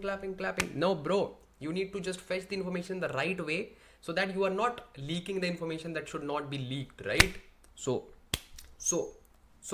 that's why in the interviews, they just try to grill you so that they can understand, like, hey, is it a normal developer or yeah, he or she is a rare developer that we should hire, right? Because nowadays competition is so high. Everyone knows how to build pipelines, how to just configure activities. AI is there, everything is there. You can just simply type there and you can just get the information. Now, what makes you different? They will ask you something which is strongly aligned with the real world, and then you will be like, oh, how to deal with that? Because no one talks about these things. Now you know that I am talking about these things. So Just hit that subscribe button right now and just drop a lovely comment right now. Right now. Right now. Okay, so this was all about your current scenario. Let's see what do we have next. So this scenario is special. Why? Because this is more like a design question, system design question for your Azure data engineering interviews. And obviously, when you are just trying to crack the interviews for Azure data engineering roles, obviously you can expect some design level questions as well. And this is one of the very famous questions that are being asked right now. And I think it should be asked by everyone because this tests your knowledge about the pipeline design as well, plus the implementation as well. So what's the question and what's the scenario? The company receives daily sales data files from multiple regional branches. Okay, so that means company has multiple branches throughout the regions. These files are uploaded at random times throughout the day. So that means anyone can upload the file to the data lake. Okay, to a specific folder in Azure Data Lake. Okay, your goal is to ensure that as soon as a new file arrives in this folder, an Azure Data Factory pipeline is triggered automatically. Did you get this? So that means the manager of a company uploaded a data in the data lake.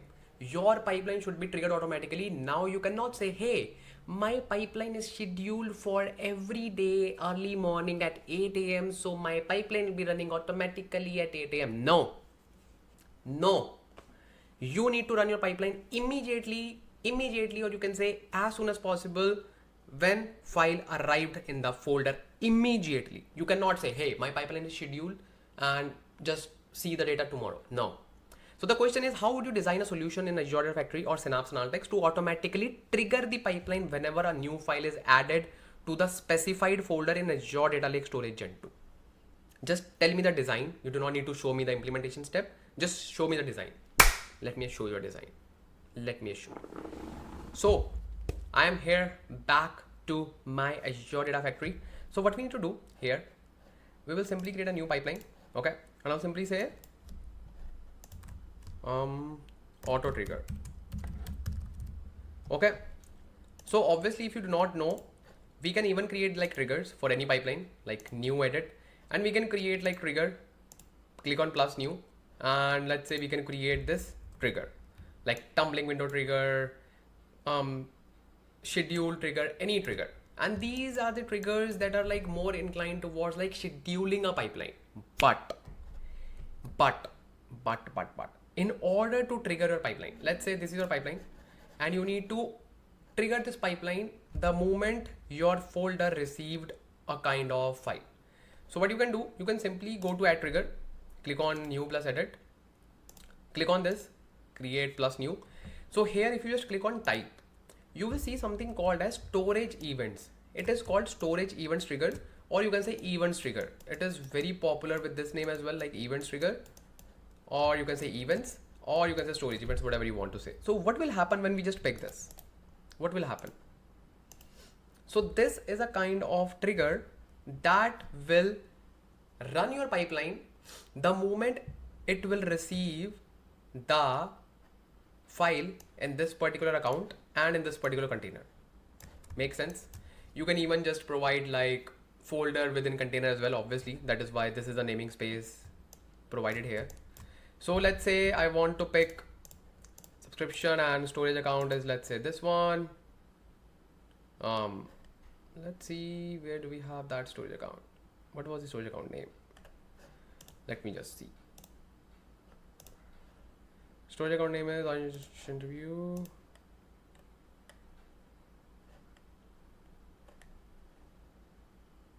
Where is that? Where is the storage account, bro? What's the name? Azure interview, not Ansh interview. Azure interview. Yeah, this one.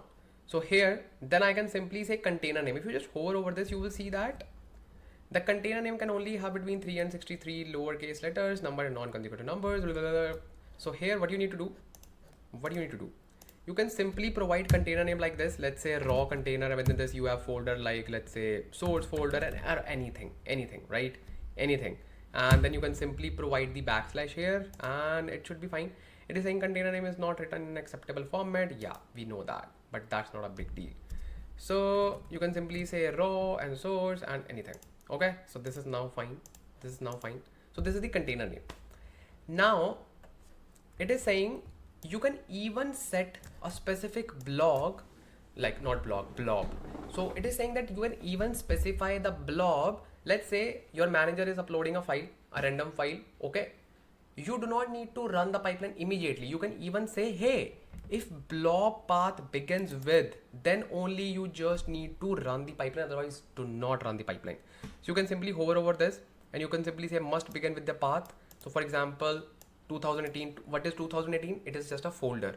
What is April? It is just a folder, and within that we have a file.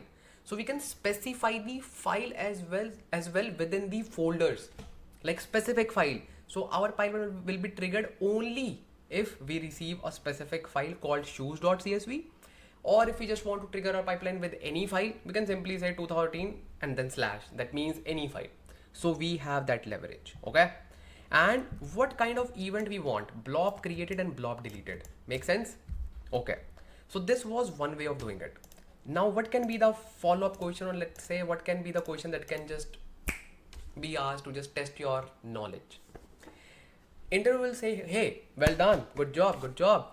Now just perform the same thing without using events trigger, or let's say event based trigger, or let's say storage events trigger. How will you do that? That can be just question for fun, but if you know this, obviously it will just add an impact that you know a lot of design. Because the thing is, when we get the design questions, right, design related questions, we cannot provide only one you can say one way of doing it, because design means you can have multiple architectures, right, multiple designs. So when you just propose multiple designs in front of interviewer, he or she will think, hey, this person has the skills, this person is not just aligned with the standard approach, this person has like multiple designs as well. What is the advantage of it? Because design cannot be right or wrong. Really? Yeah. Design cannot be right or wrong. Design just gets aligned with the requirement of the project. In some projects, one design can work. In other projects, other design can work. So that is why design cannot be right or wrong. It's just about the requirements and which design can fulfill that requirement. That's it. So what is the answer to that question? So what you can do, we have an activity called validation activity.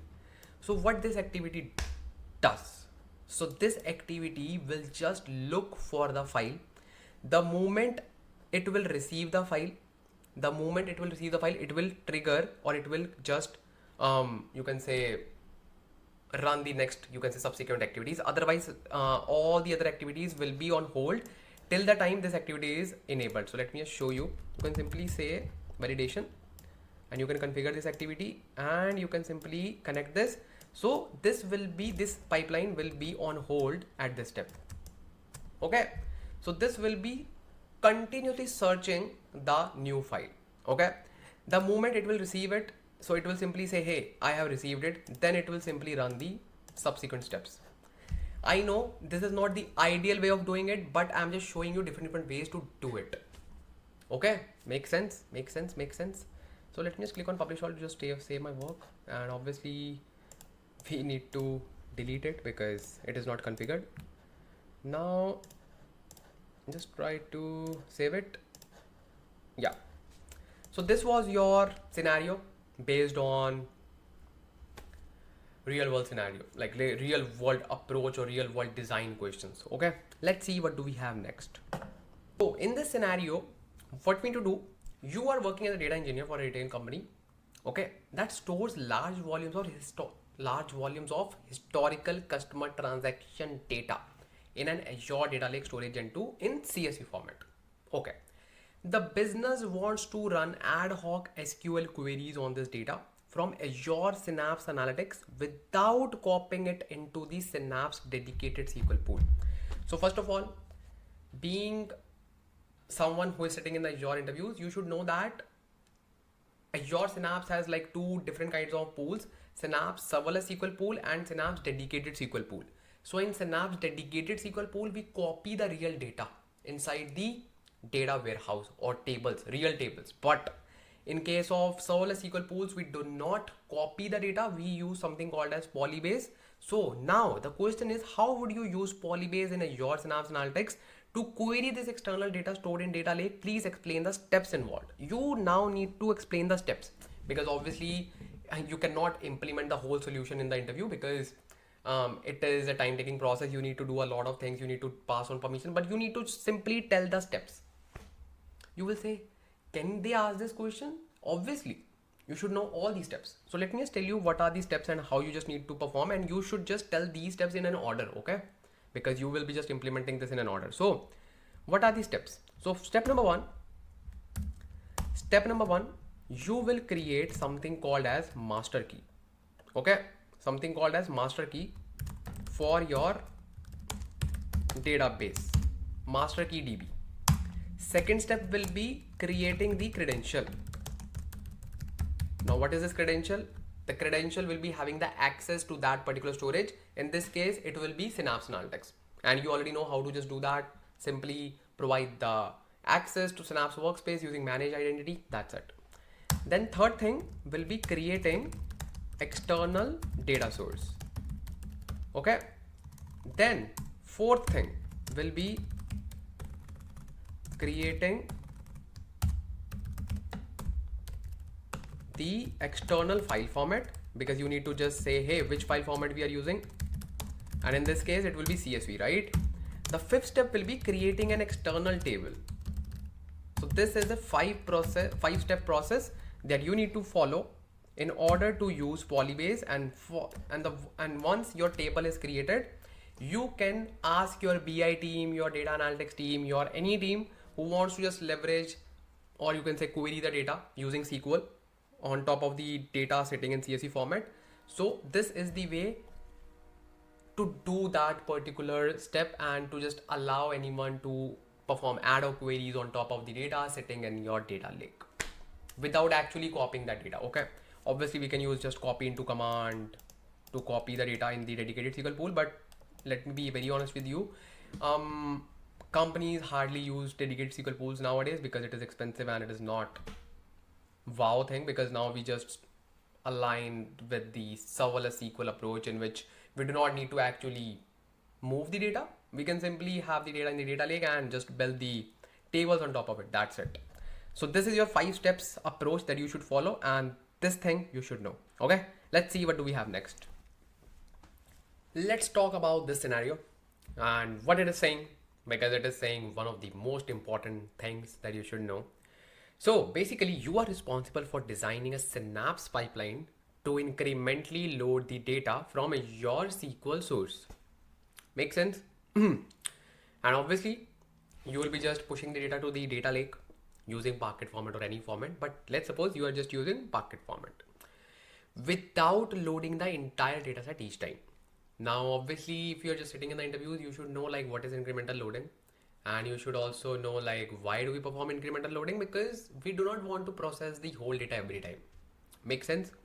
So now the company also wants the solution to be efficient and cost effective. Okay, very good. Question is, how would you implement incremental loading in Synapse pipelines in this scenario? You need to cover both the things, watermarking approach and change data capture approach. Oh, okay. So this is more like a design question that you need to just answer. Obviously, because in order to just implement this can take a lot of time, but in the interviews, they will ask you each and every step, and they can just ask you to just draw the things, like drag and drop the activities, like how you would just do it. And obviously they are smart enough to understand like, do you actually know, or are you just playing with the activities? Okay, so they know that. So first of all, we will be talking about CDC, which is a new feature in Azure Data Factory and which is pretty much straightforward. This feature is very handy when you have a SQL database as a source, but for other sources it doesn't work well. So for other sources we just use watermarking approach, and watermarking is the standard approach that go very well with the SQL source as well. So CDC is good, it is new, it is code free, you do not need to do a lot of things, but yeah, watermarking is the backbone of your incremental loading. Okay, so you need to just design all the things and just start with the second option first of all, CDC, and let me just show you how you need to just answer in the interviews. Okay, let me show you. In the CDC, what you need to do, you can simply click on this 3 dots and you can create a new pipeline, or we can just explain it here as well, not a big deal, because we can delete it because we are not using any key vault. Okay, So on the left hand side, we have something called as change data capture, which is in preview right now. If you just click on it, you can click on three dots and new CDC, and it is in preview. Then it will simply say CDC name, source type, and obviously you need to pick SQL database. And I just told you that it goes very well with the SQL sources, but yeah, it goes well with files as well. I have not worked with files much with CDC because I prefer using watermarking technique, but they are just adding more and more features. So they have just added Parquet and XML as well. That's a good thing. By the way, CDC is not there in Synapse. It is only in Azure Data Factory. So that is why watermarking is the best approach, but you should know all the things, right? So this is your CDC. CDC is like purely automatic. What you need to do in CDC, you first need to enable the CDC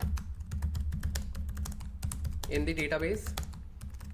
Okay, then you need to enable the CDC on the table. Then you need to connect that table here and you will be able to see it. Okay, makes sense. You can even just go to documentation. You will see CDC in Azure Data Factory. You will see change data capture.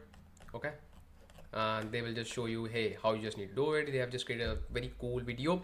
And yes, you can even create copy activity for CDC, or you can even create data flow. It's up to you. Data flows are good and you can simply watch it. And this is a new feature and it goes well. I'm not saying like it is not good, but yeah, watermarking is the thing that actually tests your knowledge, because once you enable the CDC, you can just perform like data incrementally, but you actually do not know like what's going on behind the scenes.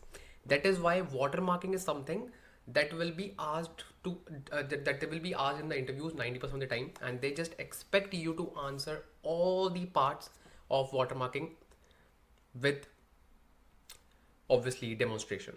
Okay, so how we can just perform watermarking, or you can say incremental data loading with watermarking. So basically we need to migrate our data, right? Okay, makes sense. So what we do, we simply drag copy activity. So this is the activity that we use to migrate the data from the source to the destination. Makes sense. Now if this is, let's say, a SQL source, in the source we will write our query, select asterisk from blah blah blah blah, right? But in this case we write something called select asterisk from table. We add a clause, where let's say there's CDC date. So whenever we just want to perform incremental loading, there should be a CDC date. CDC date means like the date will be responsible for the new data. It can be create date, it can be update date, it can be anything. Let's say it is create date, or let's say update date, where update date greater than now is the thing. Now it is greater than. What should be there in the greater than? And this will just test your 50% of the knowledge right away.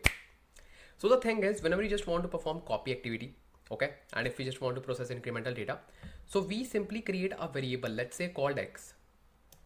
So if we are just performing our data load, we feed the value to this variable dynamically in each run. How? Let me just tell you. So this is the query for copy activity. Okay, just take notes. Okay, now let me just show you how we will be just feeding the value here, which is greater than X. Okay, what we will do, we will simply perform lookup activity, and this will be called as let's say last load.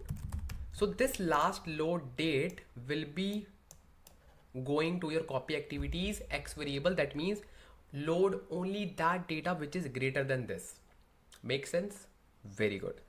Once this data is loaded, what we do, we also perform one more lookup activity here, which says the max date of the current data source. This will just perform the query on the source. This will perform query on the destination. That means last load of the destination, the max date in the destination. This will run the max date of the source.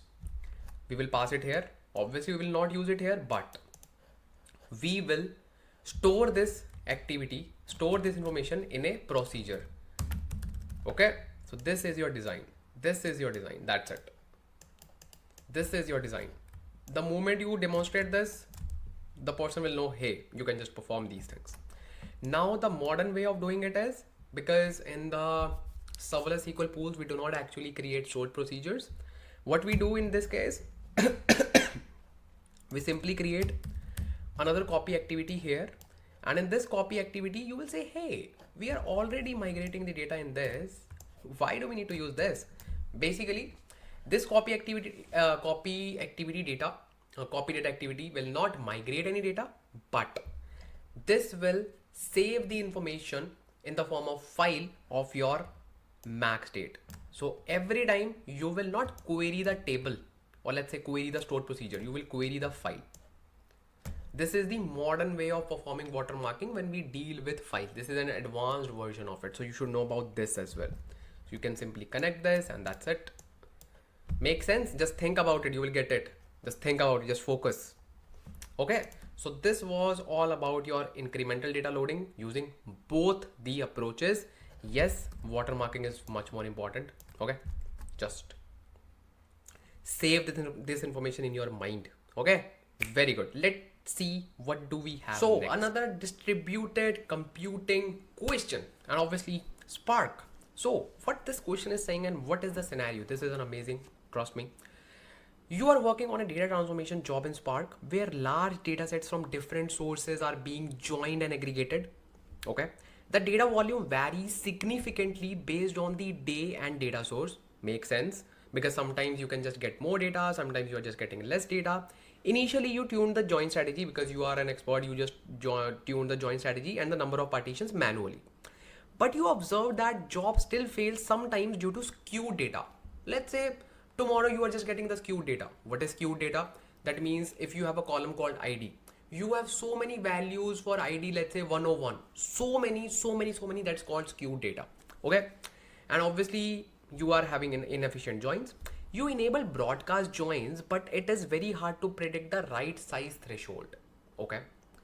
Now, question is, how can adaptive query execution help in this scenario? First of all, you should know that all these things can be addressed by AQE, which is adaptive query execution, which was enabled in Apache Spark 3.0 version and higher. And you should know first of all this thing. Now you need to answer, how can AQE help in this scenario? How? Now you need to tell how. And second part is, what specific features of AQE would address the issues mentioned and how would you enable them in Spark? So obviously it is auto enabled right now, but still if you just want to enable, you can simply use Spark configuration to enable it. But trust me, it is auto enabled. You can trust me. Okay.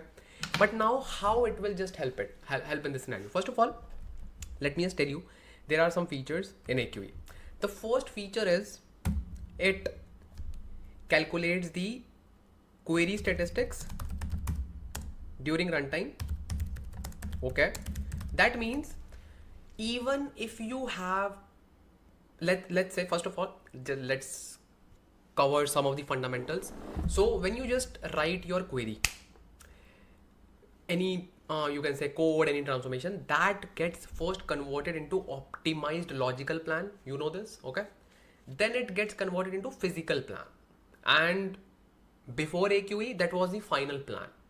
But after AQE, it is not the final plan.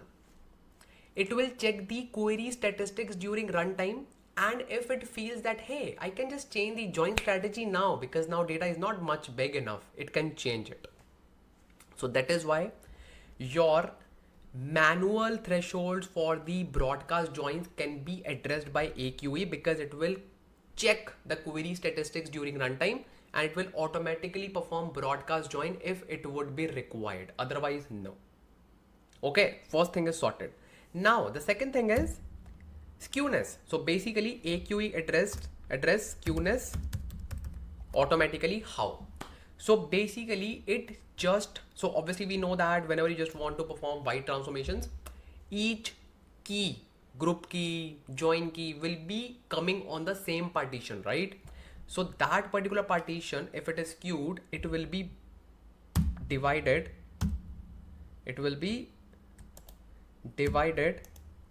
like this, and then this data can be acted like a different partition, this data can be acted like a different partition. So it handles skewness as well, like this. Make sense? What is the third feature of AQE which is not addressed in this particular scenario, but you should know? The third feature is dynamically coalescing the partitions. That means if you have like so many small partitions, let's say 1 2 3 4 5 6 7 8 9 10 11 12, so many, but you know that those are like very small tiny partitions. So what AQE will do, it will simply create one big partition of all these small partitions. So it will simply coalesce. Okay, it will simply coalesce the partitions. These are like major three workings of AQE. You should know about this. Okay, very good. This is very important question because AQE is a new feature in Spark. Like not very new, but yeah, you should know about AQE a lot. A lot of times you will be asked about these questions. Okay, so let's see what do we have next in our scenario. So this is a very good question, and obviously it will be asked if they are trying to hire a dedicated developer on Azure, because you will get to know why. So basically the scenario is you are working on an Azure Data Factory pipeline that triggers when a new file is uploaded to a data lake container. Do not get confused, it is not that scenario that you are thinking, don't worry. Each file needs to go through a different transformation activity. That means a new file will arrive, and according to that file you need to perform a specific transformation. So that means it depends upon the file type or file name. Okay, you are required to design the pipeline such that it automatically detects the file name automatically, yes, and executes the appropriate activity without running all the activities for every file. Make sense? Question is, how would you design the pipeline to ensure that only correct activity runs for each specific file based on its name? So just to sum up, if you understood the scenario, so let's say you have a folder, and in this folder you have a file, let's say called orders. So you have a pipeline, okay? You need to perform a different activity for this file. Then let's say you have a different file arrived. You need to perform a different activity for this file. Can we do that? Yes. Yes. How? You need to tell, because you are just giving an interview, right? Don't worry, I will just help you out. don't worry let me show you. So let's create a new pipeline, okay? And yeah, and do we have the required files so that we can test? If I just go to containers, if I just go to source API HTTP, we have only one file. Okay, we have one file, data.json. Okay, data.json, data.csv. Let's upload one more file. Let me just upload one file, like random file, or I can simply download this JSON file and I can just upload it. So I have just uploaded this file into my API HTTP folder. Okay, makes sense. Okay, now let's try to do one thing. If my file name is data.csv, I want to perform a different activity. If my file name is data.json, I want to perform a different activity. Make sense? So how we can just perform it? Basically, there are like number of steps that you need to follow. So just be with me. First of all, we need to automatically just try to break the question like this. First part is you need to automatically detect the files. How you can just do that? We have something called as get metadata activity. Drag it. Okay, I will simply say get file names. So if you don't know about this activity helps us to provide the metadata. What kind of metadata? File names, whatever do we have inside the folder, everything. Okay, settings, select the data set, obviously. Okay, and one thing, that if you would just go here and you will see data.csv, data.json, and obviously we have both the different, like we have CSV file as well, we have JSON file as well, right? So we can just actually use any data set because we just want to provide the information to this folder, that's it. So simply pick it, and let's see if we have anything. Just pick this one, go to open, and here don't put any file name, and in the folder name is API HTTP. Okay, makes sense, API HTTP, and that's it. So simply come here and then go to general, and you need to simply go to settings, not general. So this is the data set. Okay, now you need to pick the field list, like what kind of or what type of metadata you want. I want something called as child items. So this is basically the feature that helps us to retrieve all the information that we have inside the folder, all the things. If I just run this, you should see all the information. All the information means like file names, their size, as per the metadata. Okay, it is completed. Let me just show you. So see, it has returned an array in which we have two items because we just have two files. Name is data.csv and this is data.json. So what we need to do next? We will feed this array to a loop called for loop, and in this we call it as ForEach.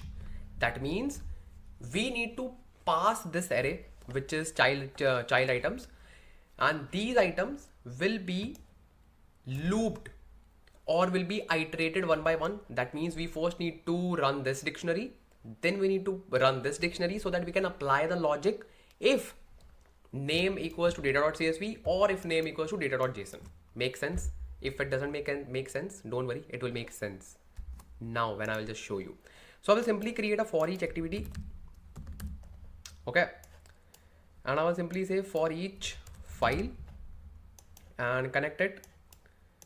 In the settings, simply go to items, and items will be output of this activity. Okay, get metadata dot child items. Why? Because we want to pass the array called child items as well. Okay, very good. Now just go inside this, because what this will do, it will simply run a loop one by one on all the dictionaries. Okay, now we will simply use an activity called switch.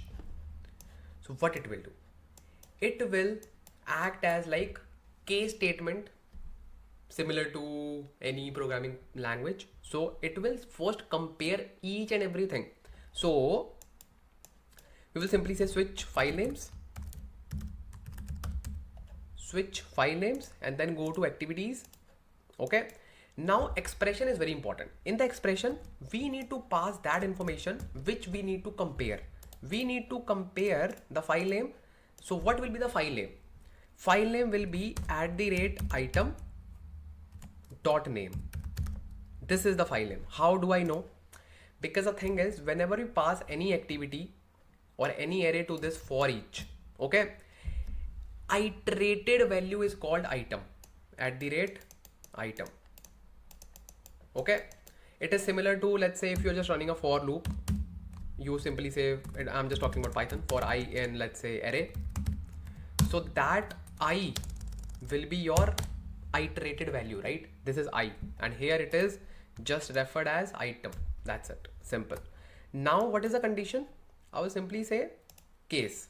Case one is data.csv. If it is equal to data.csv, simply perform which activity? Click on this pencil item, like pencil button, and then whatever activity you will put here, it will run that. Let's say I want to perform a wait activity, which will do nothing. It will simply wait. I want to do that. And I will simply say wait CSV.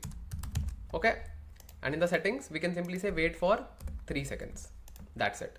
Now go back to your for each activity and just go back to your activities default and click on this canvas. And here in the for each, you will see that in the switch activity, you have this thing, right? Now I will create one more. I will say data.json. That means if this item name is equal to data.json, then simply perform wait activity, but this time wait for 6 seconds. Okay, makes sense? Very good. Let's test this pipeline. What will happen? So we know that, let me first debug. Pipeline name cannot be case pipeline switch names .csv, case pipeline switch file names .json. What's wrong? Switch file names. What did I saying, bro? Switch file names. What's wrong? I didn't get the error. Wait. What are you saying, bro? Pipeline name cannot be case pipeline switch file names data.csv. Okay.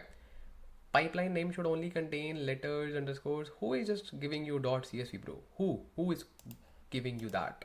Oh, I see what it is saying. Okay, I see. So it is saying that in this condition, if you just closely observe, it is saying that you are comparing data.csv, right? You should not include any kind of special characters like dot and all. So you can simply perform something called as replace, just to replace that .csv, because we just need to maybe find the file name, or let's say we just want to find the extension. That's up to us. That is like flexible. You do not need to worry at all. So what we can do, we can first go here and we can simply fetch the information after .csv or after .json. It's up to us. Let's do that. So we will simply say item.name, and item.name is your value, right?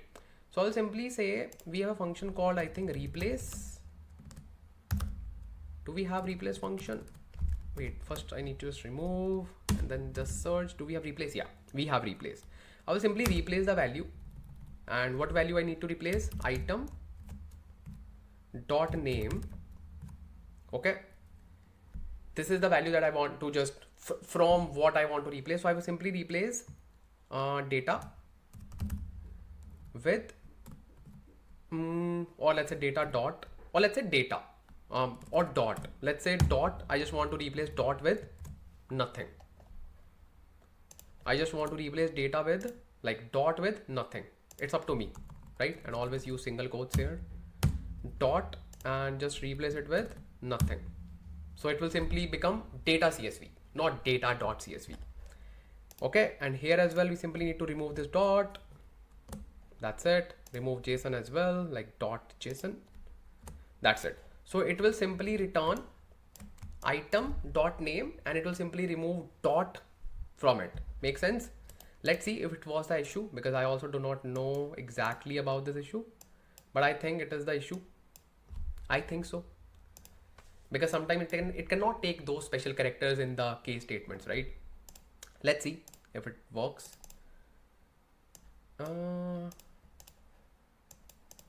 I have just debugged the pipeline and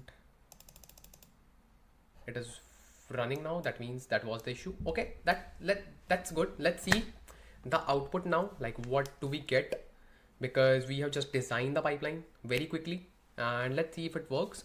And if we do have any errors, we can troubleshoot it. Not a big deal, not a big deal. So oh wow, man, see, all green, boom boom boom. So what it did, it first of all get all the file names, then it passed this array in my ForEach, then in the switch file names it get the input. What was the input? We all know that first dictionary. And what was the output? Expression data JSON, because we removed the dot from the JSON. Okay, so we just got data JSON, and in the data JSON, what was the activity? Wait JSON. That's it. Then in the second phrase we got data CSV, we got it like wait CSV activity. Perfect. This is the perfect pipeline that we have built. And once you understood each and everything that we have done in this particular pipeline, you should be good to answer any of the related questions as well, and any of the follow-up questions as well. Make sense? Very good. Let's see what do we have next in our scenarios. So finally, I was waiting for this scenario since so long.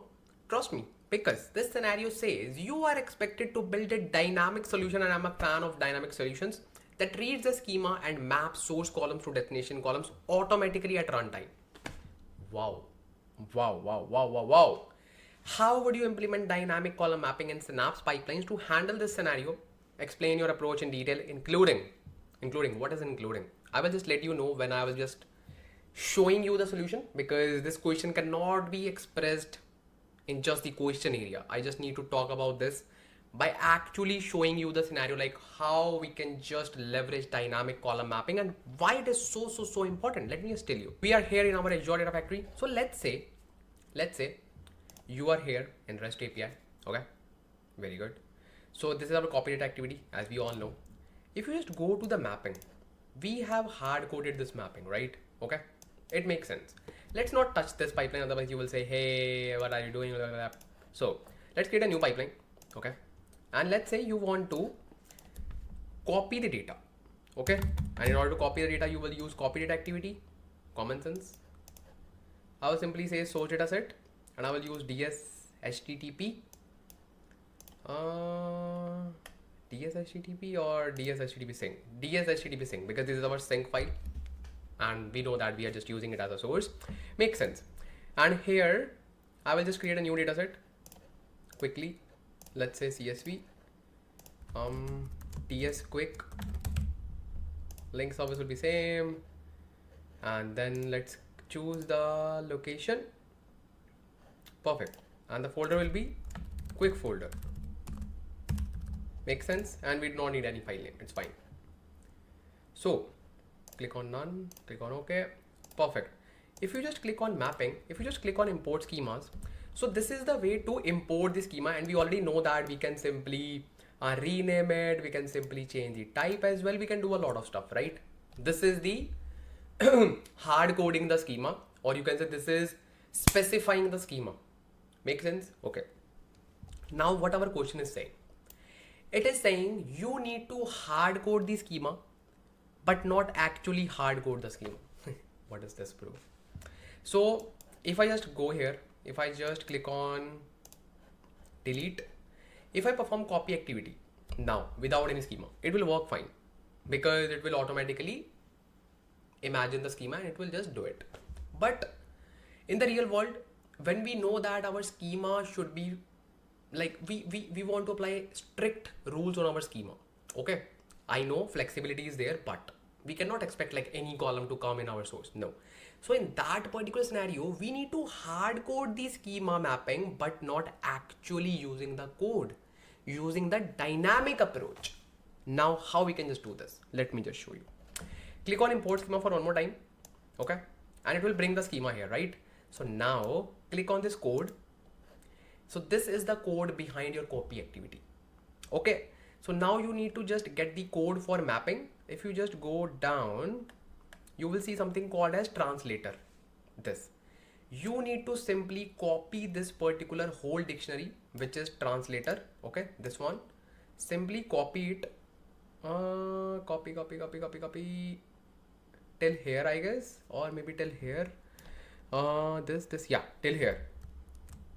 Simply copy it till here, because I think this is the closing bracket. Let's go up and confirm. Yeah, this is the one. So we have copied it. Okay, now what we will do, we will simply click on close and click on this and delete the mapping. Now we will simply click on add dynamic content. Now there are two ways to add the mapping like this. We can either go here and simply paste it here, but it will not work like this. Why? Because because the text that we have copied is in the string format, right? So we need to say @JSON. Then we need to put the whole thing in single quotes, and then it will work.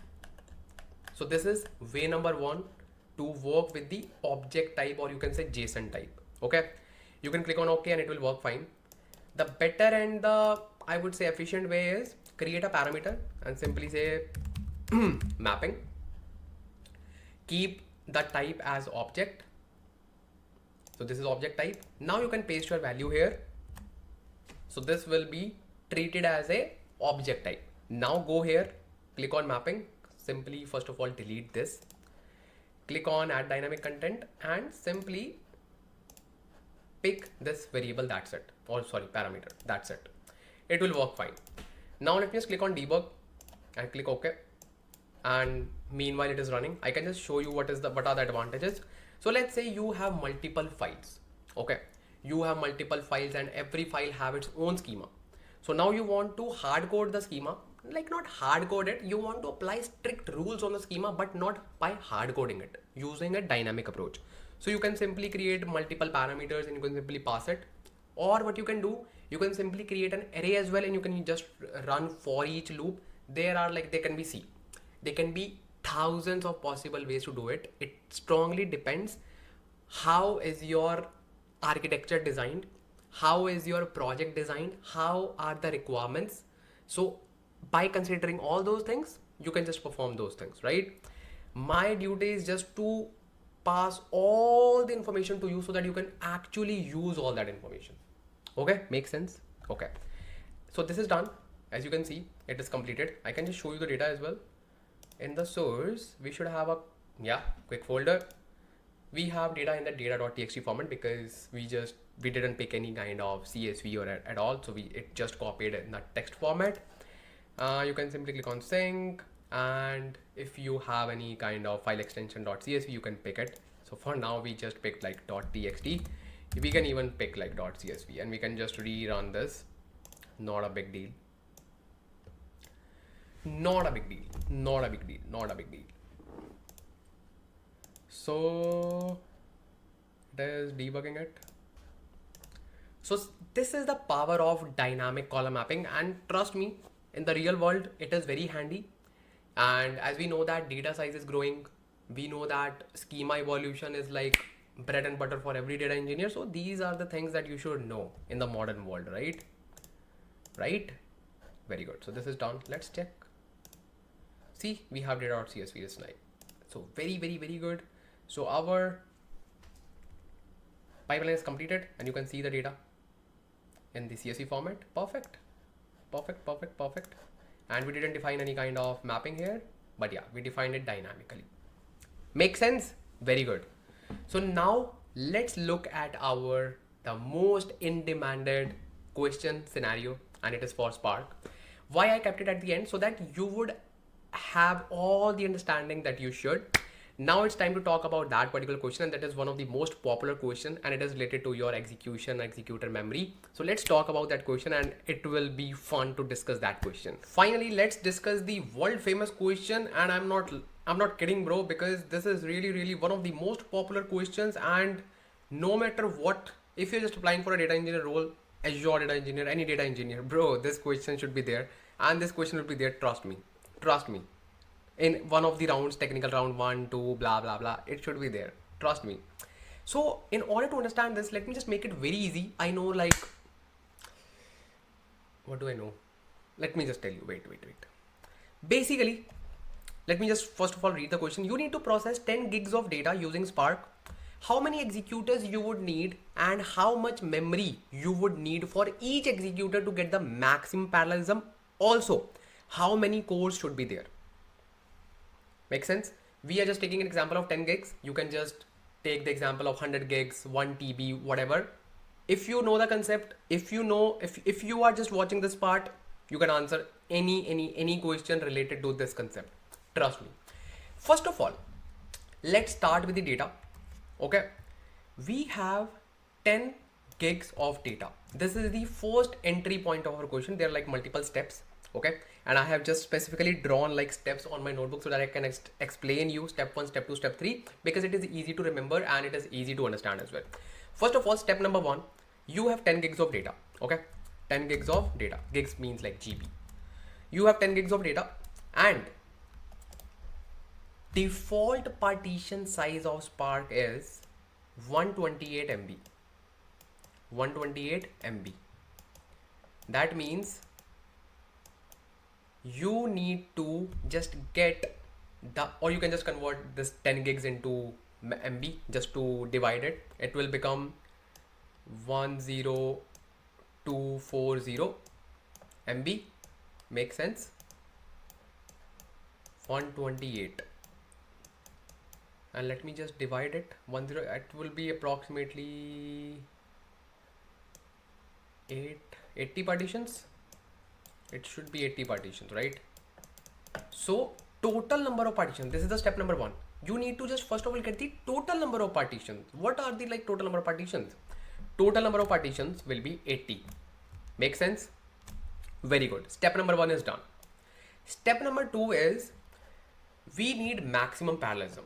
That means each partition should be processed independently. Independently means like in the dedicated resource. It does not need to wait for the existing resource to complete the other task. So we know that each parallel activity is done by core, or you can say cores of executors. So that means we would need 80 cores. Okay, we would need 80 cores because there are 80 partitions, and in order to get the maximum parallelism, we need 80 cores. This is also sorted. Now is the main task. How many executors do we need? Okay. So this is, you can say, a kind of rule of thumb. By the way, this is not a rule of thumb, but it is an ideal approach to pick 5 cores per executor. 5 cores per executor. Okay. I have seen that now we are just shifting towards picking 8 cores per executor, but 5 cores is like a good way to just pick the number of cores for our job. So we usually pick 5 cores per executor, and you need to tell this in the interview that I am just picking 5 cores in my one executor. How many executors will be there? It will be 80 cores divided by 5, because 80 is the total number of cores and 5 is like for 5 cores in one executor. So total executors will be 16. Very good. 16 executors. Perfect. Our 50%, or I would say 60% of the question is done. We have executors, we have cores, we have partitions. Everything is fine. Now comes the main thing. Really? Yes. Okay. Let me just remove this. Just take notes. So now the thing is, we know that we have 16 executors. That is fine. That will be helpful to just find the memory and all. Now the major part. How much memory we would need for each executor? Okay, that is fine. We have created 16 executors. That is fine. But how much memory we need to assign to each executor? That is the most important step. So the thing is, we know that in each executor we are putting total 5 cores. Yes. Okay, 5 cores. And each core will process one partition. Okay. And what is the size of one partition? In our case, it is 128 MB. 128 MB. It will become somewhere around 640 or 650 MB. Okay, you can just do the calculation. I'm just giving you a rough idea. It will become 640 MB. Okay, that means we need 640 MB for each executor to process the data. Here to me again, to perform the execution. This is the part where most of you will be confused. You will say that, hey, we have 5 cores. Okay, and each partition is of 128 MB. In total, it becomes 640 MB. That means for each executor, we just need 640 MB. If you are thinking the same, that means, bro, let me just clear a doubt. That's not true. So the thing is, this 640 MB is not the entire memory of the executor. 640 MB we need just to execute the task. Just to execute the task. And if you know that in our executor we just get approximately 30% of the memory in order to execute the task. How? Because obviously, let's say if this is our executor, okay, we have already so many, you can say, divisions: user memory, reserved memory, and Spark pool memory. Okay, let's say this is the Spark pool memory. Oops, like this. Or let me just recreate it. Let's say this is the Spark pool memory. Okay, and this Spark pool memory is usually the 60% of the total executor memory. Okay, and within this 50% is registered for storage. Obviously we can change it, but I'm just talking about the general use case.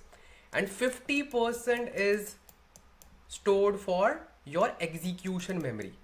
So that means you need 640 MB here, 640 MB here in the execution area.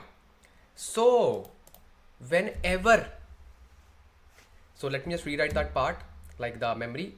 So here we need to process 640 MB of the data. So usually what we do, we always multiply this memory to the number, let's say 3.5 to 4. You can just pick any number between this. Ideally we should just pick 3.5 or 4. It works fine. This should be your total executor memory, because if you just multiply this 640 into 4, it will become like 2 point something GB, let's say 2.6 GB or 2.4 GB, 2.5 GB. Once your executor have 2.6 GB as the whole memory, then only it will be able to process or execute your 640 MB of data. Got it? Got it? This is one of the most popular questions in the data engineering domain. And no matter what cloud platform you're using, this question will be there, and this question should be there. Why? Because Spark is Spark, no matter which cloud platform you prefer to use, right? So this is the way to answer this question, and I would recommend you to explain exactly like this. Exactly like this, because it is very easy. Hey, 640 MB, yeah, and multiply this with 3.524, and that's it. Okay, why you need to explain this? Hey, we have a Spark pool memory, which is the 60% of the total execution memory, and 50% reserved for the storage, which is used for caching. 50% is the memory which we use for execution. You need to explain this part, because if you just say, hey, 640 MB, wow, and just multiply it with 3.524, wow, and you will be sitting like this. Yes, I did it. And one follow-up question, you will be like this. The person will say, why did you multiply it with 3.5, or why did you multiply it with 4? And if you know the answer, then only you can celebrate. Otherwise you will be like, oh, got it.